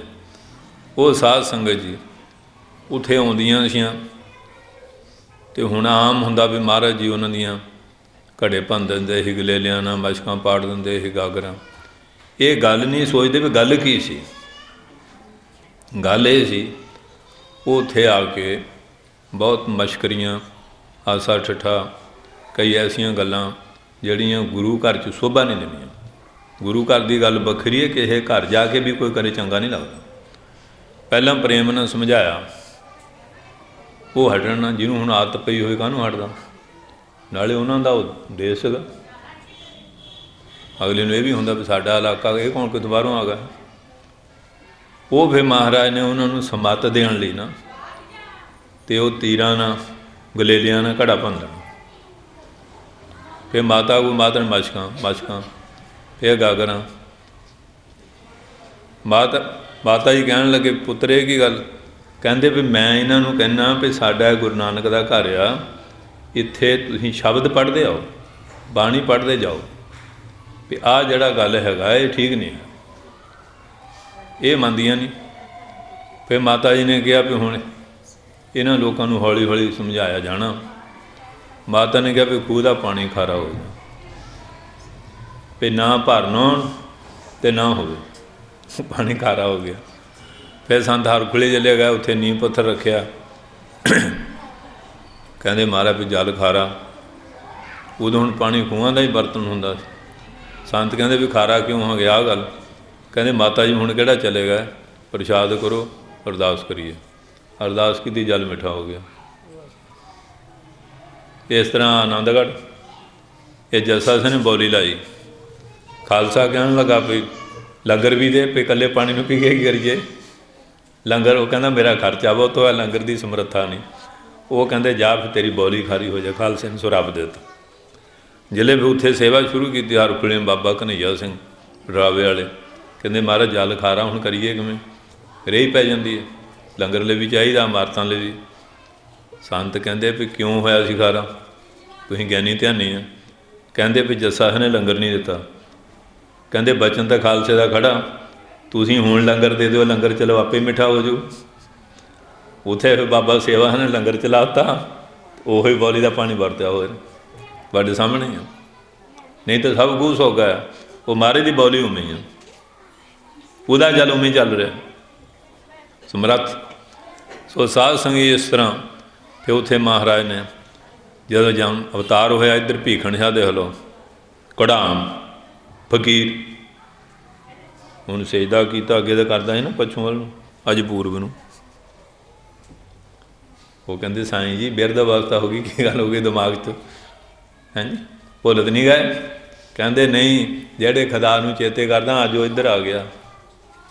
ਇੱਧਰ ਉਹ ਚੇਰਿਆਂ ਲੈ ਕੇ ਚਲੇ ਗਿਆ। ਉੱਧਰ ਬੇਨਤੀ, ਫਿਰ ਪਰਖ ਵਾਸਤੇ 2 ਕੁੱਜੀਆਂ ਲੈ ਆਇਆ, ਇੱਕ 'ਚ ਦੁੱਧ ਇੱਕ ਪਾਣੀ।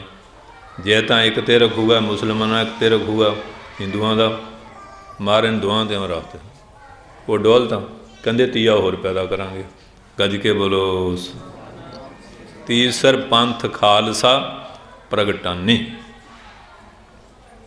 ਭੀਖਣ ਸ਼ਾਹ ਅੱਜ ਮਹਾਰਾਜ ਦਾ ਅਸੀਂ ਇਹ ਅਵਤਾਰ ਗੁਰਪੁਰਬ ਮਨਾ ਰਹੇ ਹਾਂ। ਅਤੇ ਰਾਗੀ ਸਿੰਘ ਬੜੇ ਪਿਆਰ ਨਾਲ ਕੀਰਤਨ ਕਰਦੇ ਸੀ। ਸਤਿਗੁਰ ਸੱਚੇ ਪਾਤਸ਼ਾਹ ਹੁਣ ਆਪਣੀ ਕਲਮ ਨਾਲ ਲਿਖਦੇ ਆ, ਅਬ ਮੈਂ ਆਪਣੀ ਕਥਾ ਵਿਖਾਉਨੂੰ। ਇਹ ਵੀ ਲਿਖਿਆ ਸਰ ਕਿ ਹੇਮਕੁੰਟ ਕਿਵੇਂ, ਕਿਸ ਤਰ੍ਹਾਂ ਜਪ ਤਪ, ਕਿਸ ਤਰ੍ਹਾਂ ਅਕਾਲ ਪੁਰਖ ਦਾ ਮੈਨੂੰ ਹੁਕਮ ਹੋਇਆ, ਉਸ ਹੁਕਮ ਦੇ ਦੁਆਰਾ ਅਸੀਂ ਅਵਤਾਰ ਧਾਰ ਕੇ ਆਏ ਹਾਂ। ਆਪਣੇ ਅਵਤਾਰ ਧਾਰਨ ਦਾ ਉਹਨਾਂ ਨੇ ਥੋੜ੍ਹੇ ਸ਼ਬਦਾਂ ਵਿੱਚ ਸਾਰਾ ਕੁਝ ਦੱਸ ਦਿੱਤਾ। ਇੱਕ ਨਿੱਤ ਅਵਤਾਰ ਹੁੰਦਾ। ਨਿੱਤ ਹੈਗਾ ਜਿਵੇਂ ਬ੍ਰਹਮ ਗਿਆਨੀ ਮਹਾਂਪੁਰਖ ਹੈ ਬਾਬਾ ਜਵਾਲਾ ਸਿੰਘ ਵਰਗੇ, ਧੰਨ ਧੰਨ ਬਾਬਾ ਕਰਮ ਸਿੰਘ, ਬ੍ਰਹਮ ਗਿਆਨੀ ਬਾਬਾ ਆਨੰਦ ਸਿੰਘ, ਇਸ ਤਰ੍ਹਾਂ ਹੋਰ ਮਹਾਂਪੁਰਖ ਵੀ ਬੇਅੰਤ। ਇੱਕ ਨਿਮਿਤਿਆ ਜਿਵੇਂ ਹਰਨਾਕਸ਼ ਤੋਂ ਪ੍ਰਹਲਾਦ ਦੀ ਰੱਖਿਆ ਲਿਆਇਆ ਮਹਾਰਾਜ ਰਾਮਚੰਦਰ ਆਏ। 14 ਕਲਾ, ਕੋਈ 2 ਕਲਾ। ਕ੍ਰਿਸ਼ਨ ਮਹਾਰਾਜ 16 ਕਲਾ। ਪੂਰਨ ਅਤੇ ਗੁਰੂ ਨਾਨਕ ਸਾਹਿਬ ਜਿਹੜੇ ਹੈਗੇ ਆ ਪੂਰਨ ਤਾਮ ਅਵਤਾਰ। ਇਸ ਭੂਮਿਕਾ ਦਾ ਨਾਂ ਪਿੱਛੇ ਹੋਇਆ ਨਾ ਹੈ ਨਾ ਹੋਊਗਾ। ਗਿਆਨ ਧਿਆਨ ਕਿਛ ਕਰਮ ਨਾ ਜਾਣਾ, ਸਾਰ ਨਾ ਜਾਣਾ ਤੇਰੀ, ਸਭ ਤੇ ਵੱਡਾ ਸਤਿਗੁਰ ਨਾਨਕ, ਜਿਨ ਕਲ ਰਾਖੀ ਮੇਰੀ। ਇਹ 10 ਜਾਮੇ ਹੋਏ ਆ। ਕਿਸੇ ਅਵਤਾਰ ਦੀ ਗਾਂ ਗੱਦੀ ਨਹੀਂ ਚੱਲੀ ਆਪਣੇ ਤੱਕ। ਇਹ ਗੁਰੂ ਨਾਨਕ ਸਾਹਿਬ ਹੈ ਜਿਹਦੀ ਗੱਦੀ ਚੱਲ ਰਹੀ ਅੱਜ ਵੀ। ਹੁਣ ਗੁਰੂ ਗ੍ਰੰਥ ਸਾਹਿਬ ਤੇ 5 ਪਿਆਰਿਆਂ 'ਚ ਰਹਿ ਗਏ। ਫਿਰ ਸਰੀਰ ਸਦਾ ਰਹਿਣੇ ਨਹੀਂ। ਸ਼ਬਦ ਗੁਰ ਪੀਰਾ ਗੈਰ ਗੰਭੀਰਾ, ਬਿਨ ਸ਼ਬਦ ਹੈ ਜਗ ਬੌਰਨ। ਗੁਰੂ ਗ੍ਰੰਥ ਪੰਥ ਕਿਰਪਾ ਕਰ ਗਿਆ, ਜੁਗੋ ਜੁਗ ਅਟਲ। ਇਹ ਮਹਾਰਾਜ ਦੀ ਗੱਦੀ ਜੁਗੋ ਜੁਗ ਅਟਲ ਆ। ਸੋ ਇੱਕ ਵਾਰੀ ਹੋਇਆ ਅੰਗਰੇਜ਼ਾਂ ਨਾਲ ਪਿਆਪੂ ਅਪਨਿਸ਼ਟ, ਉਹ ਕੁਰਾਨ ਸ਼ਰੀਫ ਐਂ ਹੱਥ 'ਚ ਫੜਿਆ, ਗੀਤਾ ਕਸ਼ ਜਿੱਤਿਓ। ਉਹ ਬਾਈਬਲ ਫੜੀ ਫਿਰੇ। ਗੁਰੂ ਗ੍ਰੰਥ ਕਹਿੰਦੇ ਇਉਂ ਨਹੀਂ ਹੋਣਾ। 5 ਪਿਆਰੇ ਹੋਣਗੇ, 5 ਦਲਾਰੇ ਹੋਣਗੇ, 5 ਨਿਸ਼ਾਨ ਹੋਣ, ਨਗਾਰਾ ਹੋਊਗਾ, ਰਾਗੀ ਸਿੰਘ ਹੋਣਗੇ, ਪਾਲਕੀ ਸਾਹਿਬ ਪ੍ਰਕਾਸ਼ ਮਾਨ, ਚੌਰ ਸਾਹਿਬ ਸੇਵਾ, ਸੰਗਤਾਂ ਕੀਰਤਨ ਕਰਦੀਆਂ। ਅੰਗਰੇਜ਼ ਕਹਿੰਦੇ ਲੈ ਵੀ ਸਭ ਨੂੰ ਵੱਡੇ ਸ਼ਰਧਾ। ਸੋ ਇਸ ਵਾਸਤੇ ਸਤਿਗੁਰ ਸੱਚੇ ਪਾਤਸ਼ਾਹ ਜੁਗੋ ਜੁਗ ਅਟਲ। ਵੀ ਸਰੀਰ ਅੱਜ ਹੈ ਕੱਲ੍ਹ ਨਹੀਂ, ਸ਼ਬਦ ਹਮੇਸ਼ਾ ਰਹਿੰਦਾ। ਸ਼ਬਦ ਸਾਚਾ ਪਿੰਡ ਕਾਚਾ, ਪਿੰਡ ਕੱਚਾ ਅਤੇ ਸ਼ਬਦ ਸੱਚਾ। ਹੁਣ ਗੁਰੂ ਗ੍ਰੰਥ ਸਾਹਿਬ ਸ਼ਬਦ ਹੈ, ਗਿਆਨ ਆ, ਇਹ ਸਦਾ ਰਹਿਣ ਵਾਲੀ ਚੀਜ਼ ਆ। ਸਰੀਰ ਆਉਂਦੇ ਜਾਂਦੇ ਰਹਿੰਦੇ। ਸੋ ਇਸ ਵਾਸਤੇ ਮਹਾਰਾਜ ਨੇ ਸ਼ਬਦ ਨੂੰ ਮਹਾਨਤਾ ਦਿੱਤੀ। ਔਰ ਇਸ ਤਰ੍ਹਾਂ ਗੁਰੂ ਸਾਹਿਬ ਨੇ ਫਿਰ ਉੱਥੇ ਚੋਜ ਕੀਤੇ। ਫਿਰ ਮਹਾਰਾਜ ਉੱਧਰੋਂ ਸਾਰਾ ਢਾਹ ਕੇ ਬਗਾਲੇ ਉਹਨਾਂ ਦੀ ਸੁਲਾਹ ਕਰਾ ਕੇ ਅਨੰਦਪੁਰ ਆ ਗਏ। ਫਿਰ ਮਹਾਰਾਜ ਨੂੰ ਬੁਲਾਇਆ। ਇੱਧਰ ਕਸ਼ਮੀਰੀ ਪੰਡਤ ਆ ਗਏ। ਉਸ ਵੇਲੇ 9 ਸਾਲ ਸੀ ਅਤੇ ਔਰੰਗਜ਼ੇਬ ਨੇ ਕੁਹਾੜਾ ਐਸਾ ਚੱਕਿਆ, ਇੱਕ ਧਰਮ ਕਰ ਦਿਓ। ਪੰਡਤ ਕਹਿਣ ਲੱਗੇ, ਕਿਰਪਾਚਾਰ ਸਪੂਰਨ ਦਾਸ ਮੁਖੀ ਸੀਗੇ, ਵੀ ਸਾਨੂੰ ਸ਼ਿਵ ਜੀ ਦੀ ਆਰਾਧਨਾ ਕਰ ਲੈਂਦੇ, ਮੌਕਾ ਦਿਓ। 40 ਦਿਨ ਦਿੱਤਾ ਮੌਕਾ।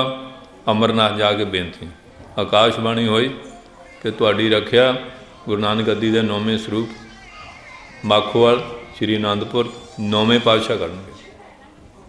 ਫਿਰ ਉਹ 900 ਪੰਡਤ ਦਾ ਡੈਪੂਟੇਸ਼ਨ ਆਇਆ, 900 ਦਾ। ਇਹ ਹਿੰਦੁਸਤਾਨ ਦੇ ਸਾਰੇ ਵੱਖ-ਵੱਖ ਸੂਬਿਆਂ ਦੇ ਸੀ, ਇੱਕ ਇਕੱਲੇ ਕਸ਼ਮੀਰ ਦੇ ਨਹੀਂ, ਸਾਰੇ ਸੂਬਿਆਂ ਦੇ ਸੀਗੇ। ਅਤੇ ਮਹਾਰਾਜ 9 ਸਾਲ ਦੇ ਮਹਾਰਾਜ ਕਹਿੰਦੇ ਪਿਤਾ ਜੀ ਉਹ ਬੈਠੇ ਗੰਭੀਰ, ਕਹਿੰਦੇ ਧਰਮ ਨੂੰ ਖਤਰਾ ਆਏ ਹੈ ਕਿ ਮਹਾਂਪੁਰਖ ਬਲੀਦਾਨ ਦੀ ਲੋੜ ਹੈ। ਅਤੇ 9 ਸਾਲ ਉਮਰ ਮਹਾਰਾਜ ਦਸਮ ਪਾਤਸ਼ਾਹ ਕਹਿੰਦੇ ਤੁਹਾਡੇ ਨੂੰ ਵੱਡਾ ਮਹਾਂਪੁਰਖ ਕਿਹੜਾ। ਗੁਰੂ ਨਾਨਕ ਦਾ ਮਿਸ਼ਨ ਹੈ ਜੋ ਸ਼ਰਨ ਆਵੈ ਅਤੇ ਸਕੰਠ ਲਾਵੈ, ਇਹ ਬਿਰਧ ਸੁਆਮੀ ਸੰਦਾ। ਅਤੇ 9ਵੇਂ ਪਾਤਸ਼ਾਹ ਸ਼ਹੀਦੀ। ਫਿਰ 10ਵੇਂ ਪਾਤਸ਼ਾਹ ਨੇ ਖਾਲਸੇ ਦੀ ਸਿਰਜਣਾ ਕੀਤੀ, ਕਿੰਨੇ ਕੌਤਕ ਕੀਤੇ। ਖਾਲਸਾ ਮੇਰਾ ਰੂਪ ਹੈ ਖਾਸ, ਖਾਲਸੇ ਮੈਂ ਕਰੋ ਨਿਵਾਸ, ਖਾਲਸਾ ਮੇਰੋ ਸੱਜਣ ਸੂਰਾ, ਖਾਲਸਾ ਮੇਰੋ ਸਤਿਗੁਰ ਪੂਰਾ। ਸੋ ਸਾਧ ਸੰਗਤ ਅੱਜ ਅਸੀਂ 10ਵੇਂ ਪਾਤਸ਼ਾਹ ਜੀ ਦਾ ਇਹ ਅਵਤਾਰ ਪੁਰਬ ਜਿਹੜਾ ਮਨਾ ਰਹੇ ਹਾਂ। ਆਮ ਘਰਾਂ 'ਚ ਬੱਚਾ ਹੋਵੇ, ਖੁਸਰੇ ਨੱਚਣਗੇ, ਢੋਲ ਢਮੱਕਾ ਖੜਕੇਗਾ, ਕੀ ਕੁਝ ਹੋਏਗਾ। ਹਾਂਜੀ, ਵੰਡ ਵਡਾਈ ਕਿਸ ਤਰ੍ਹਾਂ ਦੀ। ਅਤੇ ਬਹੁਤਿਆਂ ਦੇ ਘਰਾਂ 'ਚ ਤਾਂ ਫਿਰ ਸ਼ਰਾਬਾਂ ਕਬਾਬਾਂ ਵੀ ਚੱਲਦੀਆਂ, ਕਈ ਕੁਝ ਚੱਲਦਾ। ਇਹ ਮਹਾਰਾਜ ਦਾ ਅਵਤਾਰ ਪੁਰਬ ਹੈ। ਇੱਥੇ ਹੁੰਦੇ ਕਥਾ ਕੀਰਤਨ, ਹਰੀ ਜਸ, ਨਗਰ ਕੀਰਤਨ, ਅੰਮ੍ਰਿਤ ਛਕਾਏ ਜਾਂਦੇ, ਗੁਰੂ ਕੇ ਲੰਗਰ ਚੱਲਦੇ, ਨਾਮ ਬਾਣੀ ਦੇ ਪ੍ਰਵਾਹ ਚੱਲਦੇ। ਸੱਚੇ ਪਾਤਸ਼ਾਹ ਕਿੰਨੀਆਂ ਸੰਗਤਾਂ ਦਾ ਭਲਾ ਹੁੰਦਾ, ਕਿੰਨੀ ਕਿਰਪਾ ਮਹਾਰਾਜ ਦੀ ਹੁੰਦੀ। ਸੋ ਇਸ ਕਰਕੇ ਸਤਿਗੁਰੂ ਸੱਚੇ ਪਾਤਸ਼ਾਹ ਨੇ ਇਹ ਕਿੱਡੀ ਵੱਡੀ ਬਖਸ਼ਿਸ਼ ਹੈ। ਅਤੇ ਇਸ ਗੁਰਪੁਰਬ ਦੀ ਆਪ ਸਾਰਿਆਂ ਨੂੰ ਬਹੁਤ ਬਹੁਤ ਵਧਾਈ ਹੈ। ਹੁਣ ਆਹ ਦੇਖ ਲਓ, ਮਜ਼ਦੂਰ ਕਿਸਾਨ ਕਿੰਨੇ ਉੱਥੇ ਜਾ ਕੇ ਬੈਠੇ ਹੈ, ਉਹ ਉੱਥੇ ਦਿਨ ਮਨਾ ਰਹੇ ਆ, ਉੱਥੇ ਮਨਾ ਰਹੇ, ਨਗਰ ਕੀਰਤਨ ਕੱਢ ਰਹੇ, ਲੰਗਰ ਕਿਵੇਂ ਚੱਲ ਰਿਹਾ, ਸੰਗਤਾਂ ਦਾ ਕਿੰਨਾ ਉਤਸ਼ਾਹ ਪਿਆਰ ਆ। ਮਹਾਰਾਜ ਸੱਚੇ ਪਾਤਸ਼ਾਹ ਮਿਹਰ ਕਰੇ, ਸਾਰਿਆਂ ਨੂੰ ਚੜ੍ਹਦੀ ਕਲਾ ਬਖਸ਼ਿਸ਼ ਕਰਨ। ਨਾਮ ਬਾਣੀ ਦਾ ਪਿਆਰ, ਗੁਰ ਸਿੱਖੀ ਜੀਵਨ। ਅਤੇ ਰਾਗੀ ਸਿੰਘ ਤੁਹਾਡੀ ਸੇਵਾ 'ਚ ਹਾਜ਼ਰ ਆ। ਅਤੇ ਗੁਰੂ ਕੇ ਬਾਗ ਵੀ ਸਮਾਗਮ ਸੀ, ਬੇਰ ਸਾਹਿਬ ਵੀ, ਉੱਥੇ ਵੀ ਹਾਜ਼ਰੀ ਭਰੀ ਹੈ। ਤੁਹਾਡਾ ਵੀ ਪਿਆਰ ਸੀ। ਕੱਲ੍ਹ ਵੀ ਮੰਨਤਾ ਸੀ ਵੀ ਨਗਰ ਕੀਰਤਨ, ਕੱਲ੍ਹ ਫਿਰ ਸੁਰ ਸਿੰਘ ਬਾਬਾ ਬਿਧੀ ਚੰਦ ਜੀ ਦੇ, ਬਾਬਾ ਦਇਆਲ ਸਿੰਘ, ਉਹਨਾਂ ਦੀ ਬਰਸੀ ਸੀ। ਬਹੁਤ ਵੱਡਾ ਇਕੱਠ ਸੀ। ਮੇਰਾ ਖਿਆਲ ਸਾਰੇ ਮਹਾਂਪੁਰਖ ਜਥੇਦਾਰ, ਬੇਅੰਤ ਸੰਗਤਾਂ, ਉਹ ਮਹਾਂਪੁਰਖਾਂ ਦਾ ਫਿਰ ਅਚੇਚਾ ਸੀ ਵੀ ਜ਼ਰੂਰ ਸੰਗਤ 'ਚ ਕਿਰਪਾ ਕਰਿਓ। ਉੱਥੇ ਫਿਰ ਟਾਈਮ ਤਾਂ ਥੋੜ੍ਹਾ ਹੁੰਦਾ, ਪਰ ਇਹ ਸੀ ਵੀ ਚਲੋ ਸੰਗਤ ਦੀ ਹਾਜ਼ਰੀ ਵੱਡੀ ਚੀਜ਼ ਹੁੰਦੀ ਹੈ, ਆਸ਼ੀਰਵਾਦ ਸੰਗਤਾਂ ਦੇ। ਸੋ ਮਹਾਰਾਜ ਨੇ ਬੜੀ ਕਿਰਪਾ ਕੀਤੀ। ਅਤੇ ਹੁਣ ਗੁਰੂ ਮਹਾਰਾਜ ਨੇ ਇੱਥੇ ਸੀਗਾ, ਅਤੇ ਰਾਗੀ ਸਿੰਘ ਪ੍ਰੇਮੀ ਸੀਗੇ, ਅਤੇ ਨਹੀਂ ਤਾਂ ਵਿੱਚੋਂ ਫਿਰ ਪਾਣੀ ਵੱਢੀਏ ਚੰਗਾ ਨਹੀਂ ਨਾ ਲੱਗਦਾ। ਸਾਜਾਂ 'ਚ ਤਾਬਿਆ ਬੈਠੇ ਸੀ ਮਹਾਰਾਜ ਦੇ, ਕੀਰਤਨ ਪਰ ਪਿਆਰ ਵਾਲੇ ਸੀ। ਬੇਨਤੀ ਉਹਨੇ ਪ੍ਰਵਾਨ ਕਰ ਲਈ ਅਤੇ ਅੱਗੇ ਸ਼ਬਦ ਸੁਣਾਇਆ। ਹੁਣ ਵੀ ਮਹਾਰਾਜ ਦੇ ਪਿਆਰ ਨਾਲ ਤੁਸੀਂ ਸ਼ਬਦ ਕੀਰਤਨ ਜਿਹੜਾ ਉਹ ਸਰਵਣ ਕਰਨਾ। ਗੁਰਪੁਰਬ ਮਨਾਉਣ ਦਾ ਮਤਲਬ ਇਹ ਹੈ ਕਿ ਆਪਾਂ ਨਸ਼ੇ ਪੱਤੇ ਛੱਡੀਏ, ਹੋਰ ਬੁਰਾਈਆਂ ਜਿਹੜੀਆਂ ਛੱਡ ਕੇ ਵਾਧੂ ਅੰਮ੍ਰਿਤ ਗੁਰੂ ਵਾਲੇ ਬਣੀਏ। ਤੜਕੇ ਉੱਠੋ, ਇਸ਼ਨਾਨ ਕਰੋ, ਬਾਣੀ ਪੜ੍ਹੋ, ਦੋਨੇ ਮਹਾਰਾਜ ਦਰਸ਼ਨ ਕਰੋ। ਸ਼ਾਮ ਨੂੰ ਵੀ ਕਥਾ ਕੀਰਤਨ, ਇਸ ਤਰ੍ਹਾਂ ਸਤਸੰਗ, ਕਿਉਂਕਿ ਜਿਹੜੀ ਬੁਰਾਈ ਹੈ ਇਹ ਇਨਸਾਨ ਦੀ ਦੁਸ਼ਮਣ ਹੈ। ਜਿਵੇਂ ਲੱਕੜ 'ਚ ਘੁਣ ਪੈਦਾ ਹੋ ਜਾਏ ਨਾ, ਉਹ ਲੱਕੜ ਨੂੰ ਬਰਬਾਦ ਕਰ ਦਿੰਦੀ ਹੈ। ਬੁਰਾਈਆਂ ਬੰਦੇ ਦੇ ਜੀਵਨ ਨੂੰ ਬਰਬਾਦ ਕਰ ਦਿੰਦੀਆਂ। ਇਸ ਕਰਕੇ ਔਗੁਣਾਂ ਨੂੰ ਤਿਆਗ ਕੇ ਸ਼ੁਭ ਗੁਣ ਗ੍ਰਹਿਣ ਕਰੋ, ਨਿਤਨੇਮੀ ਪ੍ਰੇਮੀ ਬਣੋ, ਆਪਸ ਵਿੱਚ ਪ੍ਰੇਮ ਪਿਆਰ ਸ਼ਰਧਾ ਭਗਤੀ ਨਾਲ ਰਹੋ। ਅਤੇ ਗੁਰਪੁਰਬਾਂ ਤੋਂ ਇਹ ਸਿੱਖਿਆ ਲੈ ਕੇ ਆਪਾਂ ਅੱਗੇ ਵਧਣਾ, ਤਰੱਕੀ ਕਰਨੀ ਹੈ, ਚੜ੍ਹਦੀ ਕਲਾ ਪ੍ਰਾਪਤ ਕਰਨੀ ਹੈ। ਅਤੇ ਬਾਕੀ ਮਾਈਆਂ ਸੁਖਮਣੀ ਵਾਲੀਆਂ ਹੈਗੀਆਂ ਹੈਂ, 40 ਦਿਨ ਹੁਣ ਲਗਾਤਾਰ ਸੁਖਮਣੀ ਦਾ ਪਾਠ ਕਰਨਾ, ਲਗਾ ਨਹੀਂ ਪਾਉਣਾ। ਟਾਈਮ ਬੰਨ੍ਹ ਲਓ, ਜਿਹੜਾ ਤੁਹਾਨੂੰ ਵਿਹਲ ਦਾ ਟਾਈਮ ਆ, 40 ਦਿਨ ਲਗਾਤਾਰ ਸੁਖਮਣੀ ਸਾਹਿਬ ਕਰਨੇ ਆ। ਘਰ ਨਹੀਂ, ਇੱਥੇ ਕਰਨੇ ਆ ਹੈਂ, ਗੁਰਦੁਆਰੇ ਕਰਨੇ ਆ, ਗੁਰੂ ਗ੍ਰੰਥ ਸਾਹਿਬ ਦੀ। ਕਿਉਂ ਜਿਹੜਾ ਮਹਾਰਾਜ ਦੀ ਹਾਜ਼ਰੀ 'ਚ ਕਰਨਾ ਨਾ, ਇਹ ਸੇਵਾ ਵੀ ਬਣਦੀ ਹੈ, ਇਹਦਾ ਡਬਲ ਲਾਭ ਹੈ। ਡਬਲ ਘਰ ਬੈਠੋਗੇ ਨਿਤਨੇਮਿਆਂ, ਇੱਥੇ ਕਰੋਗੇ ਨਾਲ ਸੇਵਾ। ਗੁਰਦੁਆਰੇ ਇਸੇ ਕੰਮ ਲਈ ਬਣਾਏ ਨਾ। ਘਰਾਂ 'ਚ ਇੱਕ ਦੂਜੇ ਕੋਈ ਜਾਂਦਾ ਵੀ ਹੈ ਨਹੀਂ, ਉਹਦਾ ਫਿਰ ਭਾਈਚਾਰੇ ਵਾਲੀ ਗੱਲ ਹੋ ਜਾਂਦੀ ਨਾ। ਗੁਰੂ ਘਰ ਫਿਰ ਹਰੇਕ ਆ ਜਾਂਦਾ। ਇਸ ਕਰਕੇ 40 ਦਿਨ ਟਾਈਮ ਤੁਸੀਂ ਫਿਕਸ ਕਰ ਲਓ ਕਿਹੜਾ ਤੁਹਾਨੂੰ ਹੈ। ਉਸ ਟਾਈਮ ਆ ਕੇ ਸਾਰਿਆਂ ਨੇ ਸੁਖਮਨੀ ਸਾਹਿਬ ਦਾ ਪਾਠ ਕਰਨਾ। ਆ ਦੇਖੋ ਦੇਸ਼ ਵਿੱਚ ਇੱਕ ਤਾਂ ਕਰੋਨਾ ਫੈਲਿਆ, ਆਪਣੇ ਨਾਲ ਆਰਾਮ ਆ। ਅਮਰੀਕਾ 'ਚ 4-4 ਹਜ਼ਾਰ ਬੰਦਾ ਰੋਜ਼ ਮਰ ਰਿਹਾ, ਉਹਨਾਂ 'ਤੇ ਦੱਸਦੇ ਆ ਸੰਗਤ। ਇੰਗਲੈਂਡ 'ਚ ਕਦੀ 1200, ਕਦੀ 1400, ਕਦੀ 1800, ਇੰਨੀ ਬਿਮਾਰੀ ਫੈਲੀ ਹੈ। ਅਤੇ ਇਹ ਨਾਮ ਬਾਣੀ ਦਾ ਆਸਰਾ ਲੈਣਾ। ਹੁਣ ਦੇਖ ਲਓ ਕੀੜੇ ਦੀ ਹਾਲੇ ਫੋਟੋ ਤਾਂ ਕਿਸੇ ਨੇ ਖਿੱਚੀ ਨਹੀਂ ਵੀ ਕਿਹੋ ਜਿਹਾ। ਕਹਿੰਦੇ ਸਾਇੰਸ ਤਰੱਕੀ ਇੱਕ ਛੋਟੇ ਜਿਹੇ ਜਰਾਸੀਮ ਨੇ ਦੁਨੀਆ ਨੂੰ ਵਕਤ ਪਾਇਆ। ਫਲੈਟਾਂ ਸਭ ਬੰਦ ਹੋਈਆਂ, ਕਾਰੋਬਾਰ ਠੱਪ ਹੁੰਦੇ ਜਾ ਰਿਹਾ। ਉੱਧਰ ਆ ਦੇਖ ਲਓ ਜ਼ਿਮੀਂਦਾਰਾਂ ਨੂੰ ਰਾਜਨੀਤਿਕਾਂ ਦਾ ਕਰੋਨਾ ਚਿੰਬੜਿਆ, ਇਹਦੀ ਸੂਲੀ ਟੰਗੇ ਹੋਏ, ਕਿਸੇ ਤਰ੍ਹਾਂ ਸੂਲੀ ਟੰਗਿਆ ਪਰਜਾ ਨੂੰ। ਆਪ ਸੁੱਖ ਨਾਲ ਬੈਠੇ ਆ, ਉਹ ਵਿਚਾਰੇ ਦੇਖ ਲਓ ਕਿੰਨੀ ਠੰਡ ਆ, ਬੀਬੀਆਂ ਬੈਠੀਆਂ, ਬੱਚੇ ਬੈਠੇ ਆ, ਕੀ ਹਾਲ ਹੋਣ ਡਿਆ। ਅਖੇ ਇਹਨਾਂ ਦੇ ਭਲੇ ਲਈ ਹੈ ਕਿ ਜਿਨ੍ਹਾਂ ਲਈ ਬਣਾਉਣੇ ਉਹ ਕਹਿੰਦੇ ਸਾਡਾ ਹੀ 'ਚ ਭਲਾ ਨਹੀਂ, ਅਤੇ ਤੁਸੀਂ ਮੱਲੋ ਮੱਲੀ ਇਹਨਾਂ ਨੂੰ ਟੀਕਾ ਲਾਉਣਾ। ਕਿੰਨਾ ਧੱਕਾ ਹੋ ਰਿਹਾ। ਹਾਂਜੀ, ਰਾਜ ਸੱਤਾ ਨਸ਼ਾ ਇੱਕ ਇਹੋ ਜਿਹਾ ਕਿ ਪਰਜਾ 'ਤੇ ਕਿਵੇਂ ਕੁਹਾੜਾ ਚੱਕ ਲੈਂਦੇ ਆ। ਅਸੀਂ ਤਾਂ ਕਹਿੰਦੇ ਮਹਾਰਾਜ ਇਹਨਾਂ ਨੂੰ ਵੀ ਸਮੱਤ ਬਖਸ਼ੇ ਕਿਤੇ, ਕਿ ਅਮਨ ਚੈਨ ਹੋਵੇ ਪਰਜਾ ਦੇ ਹਿੱਤਾਂ ਵਿੱਚ।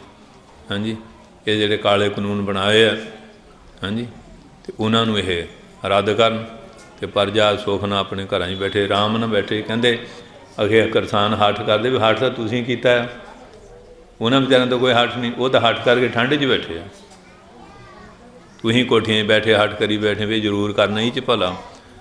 ਜਿਨ੍ਹਾਂ ਲਈ ਬਣਾ ਰਹੇ ਆ ਉਹ ਕਹਿੰਦੇ ਭਲਾ ਨਹੀਂ ਹੈ ਜੀ। ਹੁਣ ਬੱਚੇ ਨੂੰ ਮੱਲੋ ਮੱਲੀ ਘਿਓ ਪਿਲਾਓਗੇ ਹੈਂ, ਉਹਨਾਂ ਨੁਕਸਾਨ ਕਰੂਗਾ ਕਿ ਨਹੀਂ। ਬਾਲਕ ਦੀ ਖੁਰਾਕ ਜੁਦੀ ਹੈ, ਜਵਾਨ ਦੀ ਜੁਦੀ ਹੈ, ਇਸਤਰੀ ਜੁਦੀ ਹੈ, ਰੋਗੀ ਜੁਦੀ ਹੈ, ਬਿਰਧੀ ਜੁਦੀ ਹੈ। ਸਾਰਿਆਂ ਨੂੰ ਇੱਕੋ ਹੀ ਥੋੜ੍ਹੀ ਹੁੰਦਾ ਜੀ। ਹੁਣ ਡਾਕਟਰ ਵੀ ਦੇਖੋ ਦਵਾਈਆਂ ਦੇ ਨੁਕਸੇ ਲਿਖੇ ਆ, ਡੋਜ਼ ਵੀ ਲਿਖੀ ਹੈ, ਫਿਰ ਵੀ ਲਿਖਿਆ ਕਿ ਡਾਕਟਰ ਦੀ ਰਾਏ ਨਾਲ ਦਵਾਈ ਵਰਤਣੀ, ਲਿਖਿਆ ਹੁੰਦਾ ਨਾ ਨੁਕਸਾ। ਇਸੇ ਤਰ੍ਹਾਂ ਜਿਹੜੀ ਚੀਜ਼ ਕੋਈ ਵੀ ਹੈ ਹਰ ਇੱਕ ਬੰਦੇ ਨੂੰ ਉਹਦੇ ਮੁਤਾਬਕ ਹੁੰਦਾ। ਵਿਦਿਆਰਥੀ ਹੈ, ਉਹਦੇ ਟੀਚਰ ਵੀ ਵੱਖਰੇ ਆ, ਉਹਦਾ ਸਿਲੇਬਸ ਵੀ ਵੱਖਰਾ। ਪਰਜਾ ਵੀ ਹੈ, ਪਰਜਾ ਦੇ ਹਿੱਤਾਂ ਨੂੰ ਮੁੱਖ ਰੱਖ ਕੇ ਜਿਹੜਾ ਕੰਮ ਕੀਤਾ ਜਾਏ ਉਹ ਭਲਾ ਹੁੰਦਾ। ਪਰ ਜੇ ਉੱਤੇ ਧੱਕੇ ਨਾਲ ਠੋਸਿਆ ਜਾਏ ਉਹ ਠੀਕ ਨਹੀਂ। ਸੋ ਇਸ ਵਾਸਤੇ ਇਹ ਗੱਲਾਂ ਜਿਹੜੀਆਂ ਅਰਦਾਸ ਇਹ ਕਰ ਸਕਦੇ ਹਾਂ ਵੀ ਇਹਨਾਂ ਚੌਧਰੀਆਂ ਨੂੰ ਮਹਾਰਾਜ ਸਮੱਤ ਬਖਸ਼ੇ। ਇਹ ਕੁਰਾਹੇ ਪੈ ਗਿਆ, ਕੁਰਾਹੇ ਪਏ ਹੋਏ। ਫਿਰ ਦੇਖੋ ਹਿੰਦੁਸਤਾਨ ਦੇ 4 ਚੁਫੇਰੇ ਦੁਸ਼ਮਣ ਬੈਠੇ ਆ, ਪਰਜਾ ਨਾਲ ਖਿਲਵਾੜ ਕਰ ਰਹੇ ਆ, ਇਹ ਠੀਕ ਨਹੀਂ। ਇਸ ਕਰਕੇ ਮਹਾਰਾਜ ਸੱਚੇ ਪਾਤਸ਼ਾਹ ਮਿਹਰ ਕਰਨ, ਅਰਦਾਸ ਕਰੋ ਇਹਨਾਂ ਨੂੰ ਵੀ ਸਮੱਤ ਬਖਸ਼ੋ। ਇਹ ਗਰੀਬ ਲੋਕ ਵੀ ਵਿਚਾਰੇ ਆ ਕੇ ਆਪਣੇ ਘਰਾਂ 'ਚ ਬੈਠਣ, ਇਹ ਜਿਹੜੇ ਕਾਲੇ ਕਾਨੂੰਨ ਹੈ ਰੱਦ ਕੀਤੇ ਜਾਣ ਅਤੇ ਸਾਰੇ ਦੇਸ਼ ਦਾ ਭਲਾ ਚੜ੍ਹਦੀ ਕਲਾ ਹੋਵੇ। ਫਿਰ ਸਾਡੇ ਗੁਰਪੁਰਬ ਮਨਾਏ ਸਫਲ ਹੋਣਗੇ। ਵਾਹਿਗੁਰੂ ਜੀ ਕਾ ਖਾਲਸਾ, ਵਾਹਿਗੁਰੂ ਜੀ ਕੀ ਫਤਿਹ।